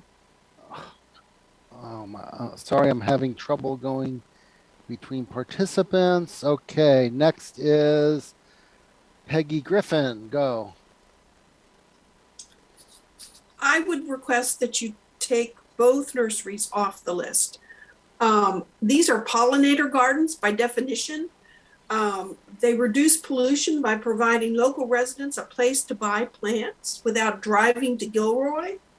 And with us trying to convert our yards to drought tolerant, we need to go somewhere to buy the replacement plants. And you're leaving us, our only option is Home Depot in San Jose. Please think about this. It's also a place, if somebody doesn't have a yard, they can go to a nursery and it's like a stress relief, just walking through it. Many people have told me this. So please take them off. Thank you. Okay, next is Scott Connolly. Go. Hi there. I echo Peggy and Jennifer, I believe's comments. It's tricky because I'll tell you, like for Summer Winds, they've closed several nurseries in the Bay Area. Generally speaking, if you shop at Summer Winds, you're not buying your stuff from Home Depot. I think that drives a lot of traffic. I'd be interested in, has the property owner of Summer Winds expressed an interest? Second, the old Mittens Lumber, that was Kelly Moore across the street. They've now moved into Mittens Lumber. Kelly Moore's notorious with long-term leases. I think the city has a tremendous opportunity on South De Anza Boulevard to get stuff more on the west side. it's going to be a balance because HCD, all of these sites, what they have in common is they've got existing buildings, and HCD is going to be looking for existing leases that don't prohibit development in the next 8 years. And then David from ELS, thank you for answering my question on the density. Really appreciate you stepping up and answering that. Thank you. Okay, thank you, Scott. Liana Crabtree. Thank you, commissioners and staff. I echo the comments of the previous speakers, the loss of retail. I'm hearing loss of retail at each of these sites. We don't need childcare development centers. We don't need gas stations. Now we don't need nurseries. And when we remove all this retail, then people are going to be getting in their cars and they're going elsewhere to satisfy basic needs. And that is a tremendous cost to the community. If you are going to be developing along De Anza Boulevard, I highly encourage you to work with VTA and get more robust transit, particularly to increase the frequency and the days of service and the hours of service for Route 51, which is the one route that goes along all of these sites. Thank you very much, and please consider the trade-offs here that you're putting on the table are really going to have impacts to our community. Yeah, it's so sad, but you know, yeah, I'm going to be in trouble in my own house if with Yamagamis. Okay, go ahead, Lisa.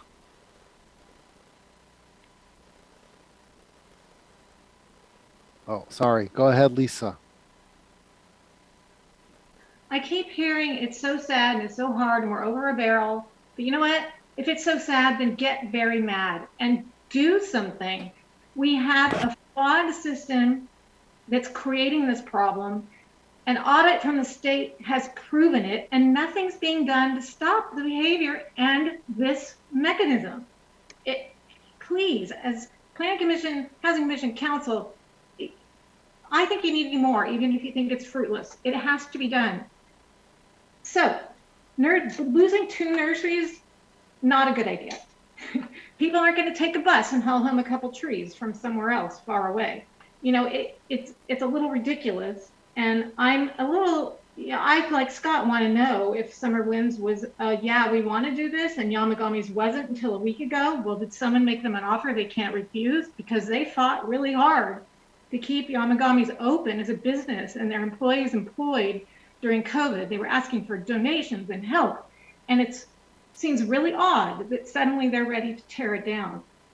And I would question that. And I too want to know about Summer Wind's true wants, or whether that was just assumed that we wanted. I can say that the map, I can't see the map, the list doesn't do me much good at this point, but 23L, very good idea. And 23K also. 23L, actually, well, one of the two is on the market. So it says P4. I don't know what that is. Thank you for the map. But this medical building that's 23L, I believe, that's on the market right now. And the one next door, the P4, which I think it's supposed to be 23K, is on the list. Anyway, I'm not quite sure what the P's versus the, I don't know what that is, but those are good. And like I said, without the whole map and all these A through L's, it's a little hard to identify all of them, but since those are the ones I feel the most strongly about, I guess I'm done. Okay, thank you, Lisa. Lisa, excuse me, can we hold on? So can the staff, before we go back to the panelists, can the staff talk about, did Summer Winds also request a housing element site?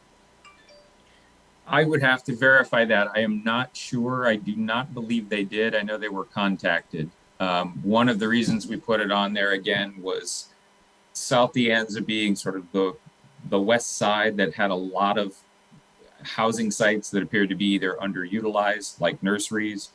That's one reason we tried to get more sites in South De Anza compared to where we were in April when we presented. Right. Yamagami's, as I said, they submitted last week.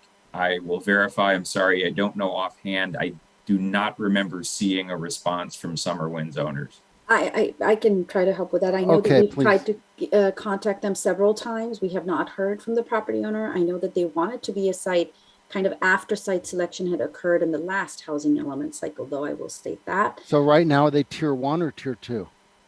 They are listed as Tier 1. 1 right now, correct? Even though they haven't. Correct. And this is Listed it. kind of that judgment call about, you know, how much will HCD accept without owner interest necessarily.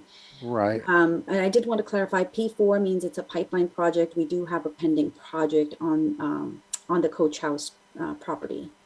Ah, okay. Very good. Okay, let's go on to the panelists. Okay, next is Sue. So my thoughts were that the attendees' comments are very well received, that the loss of 2 garden sites would be lost to the community. It's very important for the community that we live in to not just be bedroom communities. They need to have retail, they need to have gardening, they need to have restaurants, they need to have boba stores, whatever have you that gets people to come out and be engaged within the community. However, saying that, the one point that I wanted to make was that we should probably look into increasing the site density to 50 to match the ones on the east side of Cupertino. This would just make it more equitable across both sides of Cupertino. So that would be my suggestion, to try and do that. And then also have get VTA involved with providing some mass transit to that area, because we can't just put in housing over there without enough public transit. Because from what I understand, from what the planner's office said last time at the last meeting, was there's not enough parking spaces per unit. So we definitely need to provide for mass transit so that these people can go to wherever they need to go, and we don't just create homes without transportation. Thank you. Okay, Mooney. Okay, so I have quite a few comments. So one, this is a cluster of sites, you know, together, right? So great opportunity for sure. Certainly, you know, this area could use some housing because of, you know, 2 elementary schools, you know, in that area, you know, being under enrolled, right? So Ridgenot, and as well as, you know, the one on the Saratoga side. They both, you know, are suffering from low enrollment, so this would help. Certainly, you know, I agree with, you know, the residents' comments. You know, loss of retail and loss of you know, nursery is not a great idea. And I, in fact, you know, visited both nurseries, you know, multiple times in the last 1 month because I was getting a lot of plants. So they're not available Home Depot, even though Home Depot is right next to my house. I go to these nurseries instead, right? So I would hate to see losing them. I have one more concern right behind that this site, all these sites. There is a series of, you know, single family homes, like, you know, Jamestown Drive. So I would like to see some kind of, you know, height restriction on the west side of, you know, these properties, while the east side, you know, the Deonza facing side, you know, could go higher, but, you know, on the back side, you know, they should taper off because there are a lot of, you know, single family homes. So I would like to see, so I want to be careful with the density of all of these sites, keeping in mind, you know, those single family homes. Okay, Tessa. Here we go. Okay, so I had a bit of a concern since last week about the mention that some of these owners may be requesting to be on the list, more so to increase their value, not necessarily because they're intending to build. And so with that, it is, my question would be, are we able to put a limit on the approval? where it's approved only for during the RENA cycle, like you build during this time or you lose the approval kind of thing. I'd really like to see something like that to put some teeth to it. And I think it would also bring, not remove some sites, but actually bring some serious builders into the mix. I think it would be really good. Also, the requirements in my mind still seems very ambiguous. We're not supposed to get confirmation, but we are supposed to, it is expected that they are being built, that they're built. We don't have confirmation from all of them. We cannot. So it's still ambiguous. It's still very, very up in the air. And I was watching the last cycle, this consultant came on, and she specifically said, we're not required to say that they're going to build or anything. We're just supposed to satisfy that we have the availability for the housing. I know HCD has stepped up and increased it, but if they really, really are expecting us to build this, then we need the data, we need the information. Have these people been contacted? And are they, we can't have ambiguity, and we cannot have no data to work with. So I kind of feel like we're a bit, that's why we keep going back and forth. Well, have they been contacted? Have they not? The other, retail. So we've been told so much that, some people in the city, we won't say who, is against housing. And then those people want to make sure high density, and that their whole push is that we have enough retail to support that housing. And here we are losing our retail. It's so ridiculous. It's so like, well, do you want this or do you not? You know what I mean? So I'd like to see some more clarity on what we're doing, less ambiguity, and that's all I have to say. Thank you. So, City Attorney Wu, is it possible that I seem to remember this being asked before, if we can do conditional rezoning for sites, saying, hey, if you don't use this within, the approval period, then you lose it. But I seem to remember that there's some state law that says you can't downzone any site after you upzone it. So if you could comment, Michael. Sure. If not conditional, maybe limited. Sure. Again, the agenda and the purpose of this meeting, Chair, is to recommend sites to the City Council. Some property owners have expressed interest. Others, haven't expressed one way or the other. And so there's not an actual request to build that we're considering at this point. So I mean, I understand the question. It's difficult to answer. Right. I think we might be willing for some sites if we could, know that they're not just trying to drive up the value, but they actually intend to build. But, I know Tessa says, we can't have the ambiguity, but we have the ambiguity and there's nothing we can do about it. I mean, it is very ambiguous. And I think we just have to, accept how ambiguous it is, because, we don't know all the conditions that HCD is going to look at. This is not something that's well defined.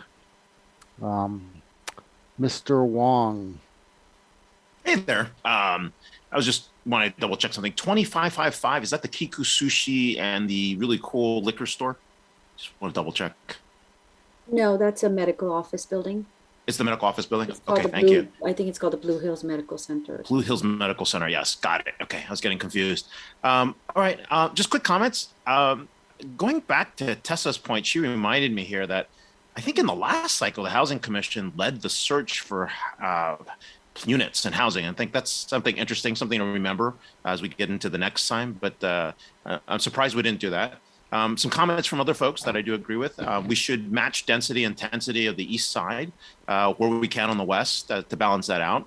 But I also agree with what Vice Chair Maripatla said, really about trying to get some restrictions on heights as we get closer to residential areas over there. I know the city attorney has said this multiple times, so I apologize. It would be nice to make a suggestion to city council that we have 30 feet heights for west of South De Anza and east of Stevens Creek until Calvert, so that we have some kind of stuff for new development that might alleviate some of the concerns here that we have. And then, of course, I just want clarity that the stuff in white, 23H through 23L, those are those tier ones? I just want to double check. So. Yes, they are. Okay, cool. And then the last comment I have really is, I believe and this is what I'm hearing from different folks and from different chat groups and different conversations with other folks that are doing this process in other cities. Pipeline projects, can we get some clarity here? Those are the ones that we actually have to get permission. Is that correct? Or those don't require permission? But I just want to make sure that we're clear on the pipeline versus tier 1 versus tier 2. What do you mean permission? Like we've asked the owners permission. They said, hey, we want to go build. So I can try, maybe then Andy can jump in. Pipeline projects are projects that already have an approval from the city or are pending applications or are projects that are very close to becoming real as an application. So those are what are pipeline projects. Tier 1 projects are, well, not projects, but sites are those that we are going to be looking at in the EIR to be included in the housing element. Tier 2 sites are ones that are backup sites in the event that a tier 1 site falls off the list for any reason. Let's say HCD doesn't accept the site or something else happens. And Andy, do you have anything to add to that?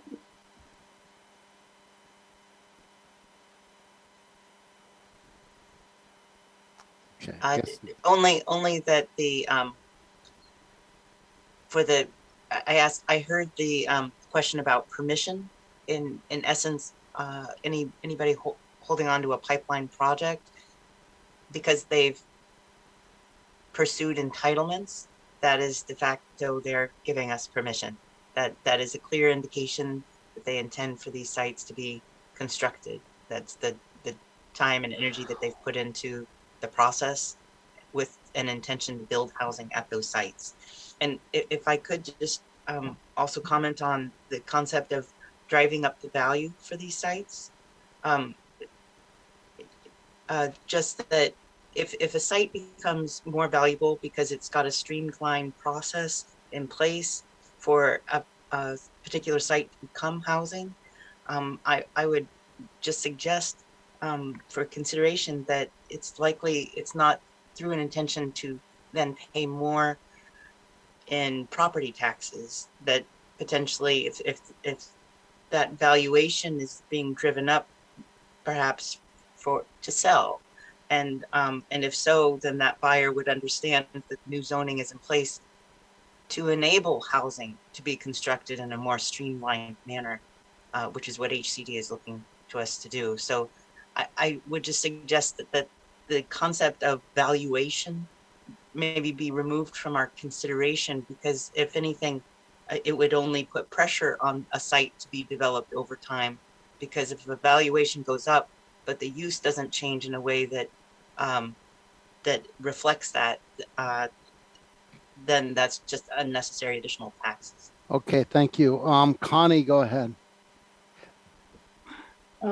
Thank you, Chair. I wanted to also say that, yes, it is going to be a big change coming down South Pienza. There was a time, my home was San Jose, and then it got incorporated into Cupertino, and that's happened to a lot of this area. And I actually thought that a lot of these sites were already San Jose. So it was interesting to find out that they were on our list. I do agree that this is a good thing to happen to South Pienza. The other side of the street is San Jose. The side we're talking about is Cupertino, but the other side is San Jose. And I don't believe they have a plan in place, but it will just, develop the way San Jose deems that to work. So I think it's probably very good that we do get our housing in at this point, rather than waiting for other things to happen on the other side. Maybe show them how it's done rather than the other way around. What was I gonna also say about Oh, about the VTA, I hope that, in fact, not hope, I recommend that we do put in our report to the council that that needs to be something. We have people who, I mean, the council members who participate on VTA, and that should be something that we then want to push for, is that type of bus line down there, just as like we're working on Stevens Creek corridor as well. If we're going to be having more housing, we really do need to arrange for people to be able to get around more easily without their cars. Okay, that's it for now. Hey, Govind. Yeah, so I have four. I have noted on four different Okay, aspects. be quick. Yeah, so the first aspect is about the SCD requirements. I think to a large extent there has been some clarification offered by Andy saying that housing has to be built in streamlined fashion. That's my understanding. And then there is the issue of valuation versus use. So those 2 points kind of clarify some things, but not completely, because we do need to understand the HCD requirements somewhat more, specifically. But I'll wait for what Andy would like to present. The second point is about the ambiguity. I think to some extent we have to overcome this issue of ambiguity. It's not something we want to be leave hanging. And I tend to agree that the density should match the east side, but also that has to be gradation, because there is single family homes on the west of the property. So it just so happens that 23L, which is considered to be a medical facility, I know that facility 29 years ago, because that was my primary care provider's place. So I know this area a little better. I can say for sure that definitely we should not get rid of nurseries who are not already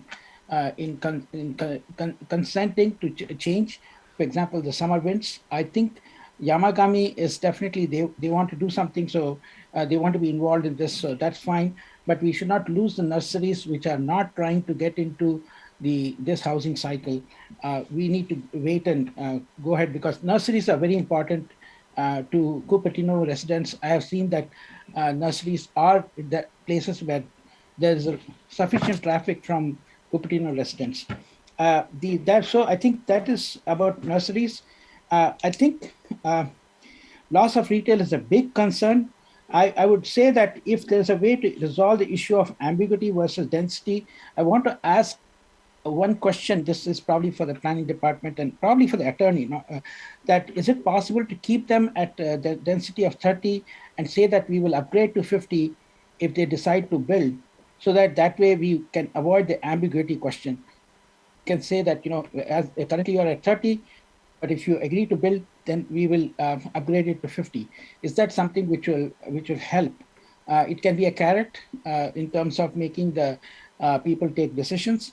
But the thing is, upgrading to 50 without even knowing whether they want it is basically just driving up the valuation. I think I would prefer if we also, along with the density increase, we also let them know that there has to be a gradation of density to going west side. Finally, I definitely want to split the motion so that the nurseries which have not opted for it are not in this particular picture. I think that will help to make the voting easier. Okay, Tessa. Sorry about that. I forgot to mention one thing about the summer winds, whether or not the group decides to add them to stay there as number one.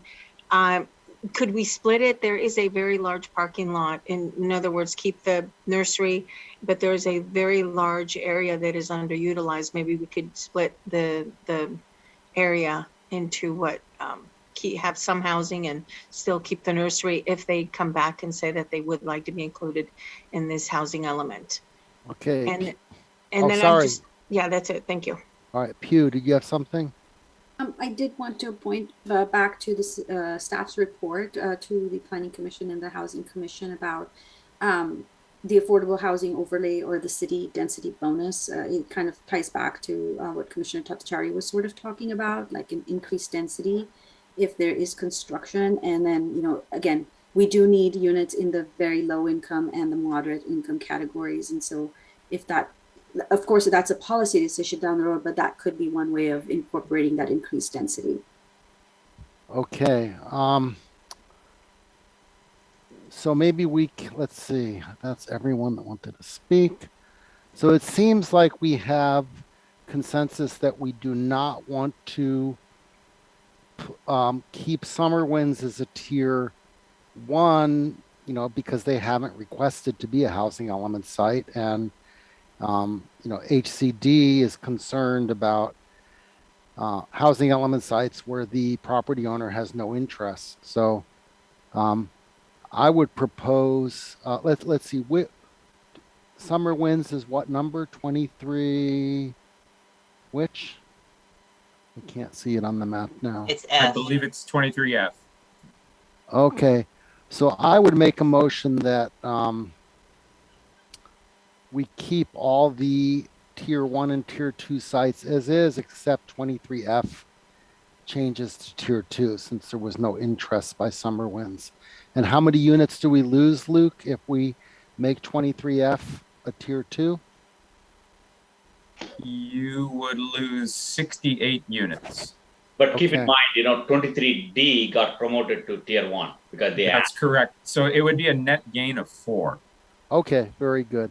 Okay, so that was my motion. I'll second that. Okay, let's have a vote. So what's the motion? So The motion is to move Summer Winds to tier 2 and keep everything else the same.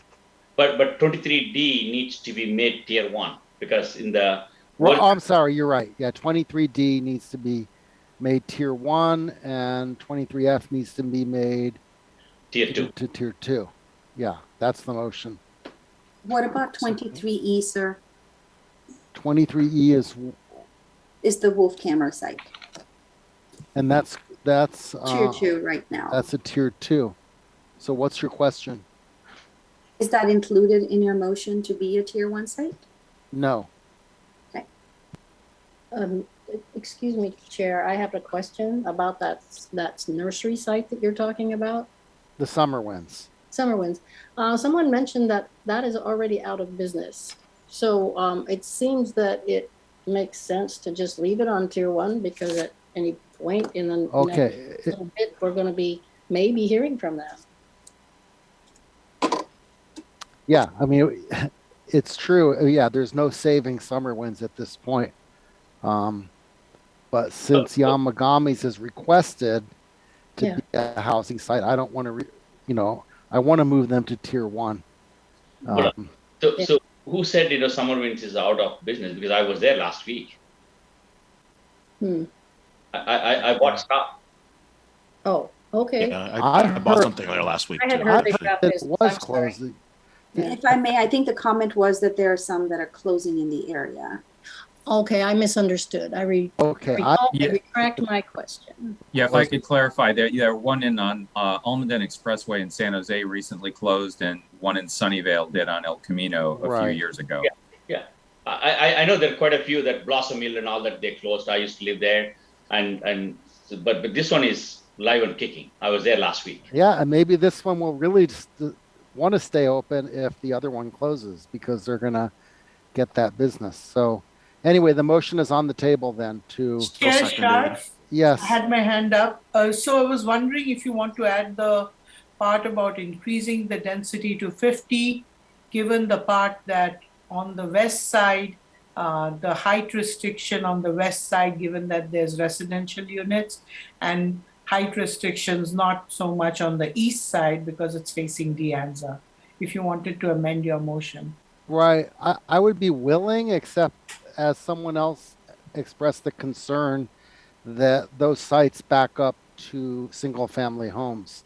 That's why I mentioned that on the west side, you have the height restrictions. On the east side, you don't. That way we get more units in and we get to keep like you could have townhomes in the back of the property and you can have maybe multi-use residential. No, yeah, I think the way you have to do that though is to reduce the density of the west side of each site, because otherwise they're just going to take density bonus and build as high as they want. Didn't we just do I'm gonna that take waivers. Didn't we just do that on the east side by We Stephen did. Yeah, Creek? yeah, and we could do that again. So something like that would be. All right, I so think make a that would motion. make it I don't need to make all the motions. Andy, you have your hand raised. So Just wanted to bring back a conversation that Commissioner Wang mentioned earlier about the idea of objective design and development standards. So that could be a way through in incorporating development standards, objective development standards that would enable that transition between single family areas and these denser areas. But I thought that a developer could violate the objective standards as part of their waivers. I don't know that I would use the term violate. I Not think violate. They could nullify. Pass the override standards using waivers. But they do need to give some explanation for why it would be necessary to do so. Oh, so, and they're very good at that. Well, I understand, but at least that out of all the possible ways forward, that at least shows a clear and direct intention for what the concerns are for the community and gives guidance for what kinds of alternatives you prefer. See, the reason I proposed that split density on the one on Stevens Creek was if you reduce the density in that case on the west side, it means that they would be unlikely to be able to build as high as we fear. Anyway, Tessa, go. Oh, I was just the same that I was going to say what Sue had proposed. So yes, I would support splitting the ones that are in tier 1 into the ones off the street, higher density, and the ones closest to the residential being lesser density. So the ones closer to the residential, 30 units per acre, and the one closer to the street, 50 units per acre. Yes, sir. Okay, and then what, you want to split that 50-50, or where is the dividing line? Yes. Okay. Yeah, I would. All right, so can I suggest we make two separate motions? One is, to take out the one site and add one site to the tier 1, tier 2 categories. The second motion is, what Tessa is talking about. Sure. Okay, so the first motion is to remove summer winds from tier 1 and make it tier 2. And it's okay, so that's one motion, and keep everything else the same. But then a motion to split all of those tier 1 lots 50-50 east-west, with the west side being 30 units per acre and the east side being 50 units per acre. Yeah. Yes, Boulevard. Okay, so can we make that one motion? Chair, if I may, I Sure. think you also meant to convert the Yamagamas to. I'm sorry, you're right, and convert the Yamagami site to tier 1. Yep. Okay, yeah, let's just make that one motion and vote. This is taking a long time, so yeah. Is there a second for that motion? Sure. Okay, let's vote with no more discussion. Could somebody please restate the motion? Okay, the motion is to move the Summerwind site to tier 2, the Yamagami site to tier 1. Everything else stays the same, but also split all the tier 1 sites 50-50 east-west, with the east side being 50 units per acre and the west side being 30 units per acre. Yes. Okay. Does that apply to even the ones which are in the pipeline, like P4? I think the one which is the Blue Hills facility, which is was a primary care provider. I think they can go 50. I don't think there's a problem. Okay, yeah, okay, so yeah, let's change the motion to exclude P4 from splitting east-west. Could I make a correction, or I think a correction? Okay, go. because people are referring to that P4 as that elementary school or whatever, but as I understand it, that P4 is the Coach and Kikusuchi restaurant. Those are the corrections that I want to point out. That is Kiku Sushi and the parking lot related to Kiku Sushi. And also I wanted to point out that the other site that had the split land use was split at 25 and 50. I just wanted to put that out there that this is 30. Right. Yeah, you're right. It was split at 25 and 50. Okay. So I think the motion is on the table now. Are you going to change it to 2550 or are you going to keep it? No, I was going to keep it at 30-50. Okay. Okay. Can we have a vote, please? Did you get a second? Who's on first? Just yeah. kidding. Oh, yeah, somebody seconded it earlier. Okay. Yeah. Okay, Planning Commission Chair Sharp. Aye. Commissioner Matapatla? Yes. Commissioner Wong? Nay. Commissioner Parrish? Yes. Commissioner Tatachari? I'm sorry, I didn't hear that. I said yes.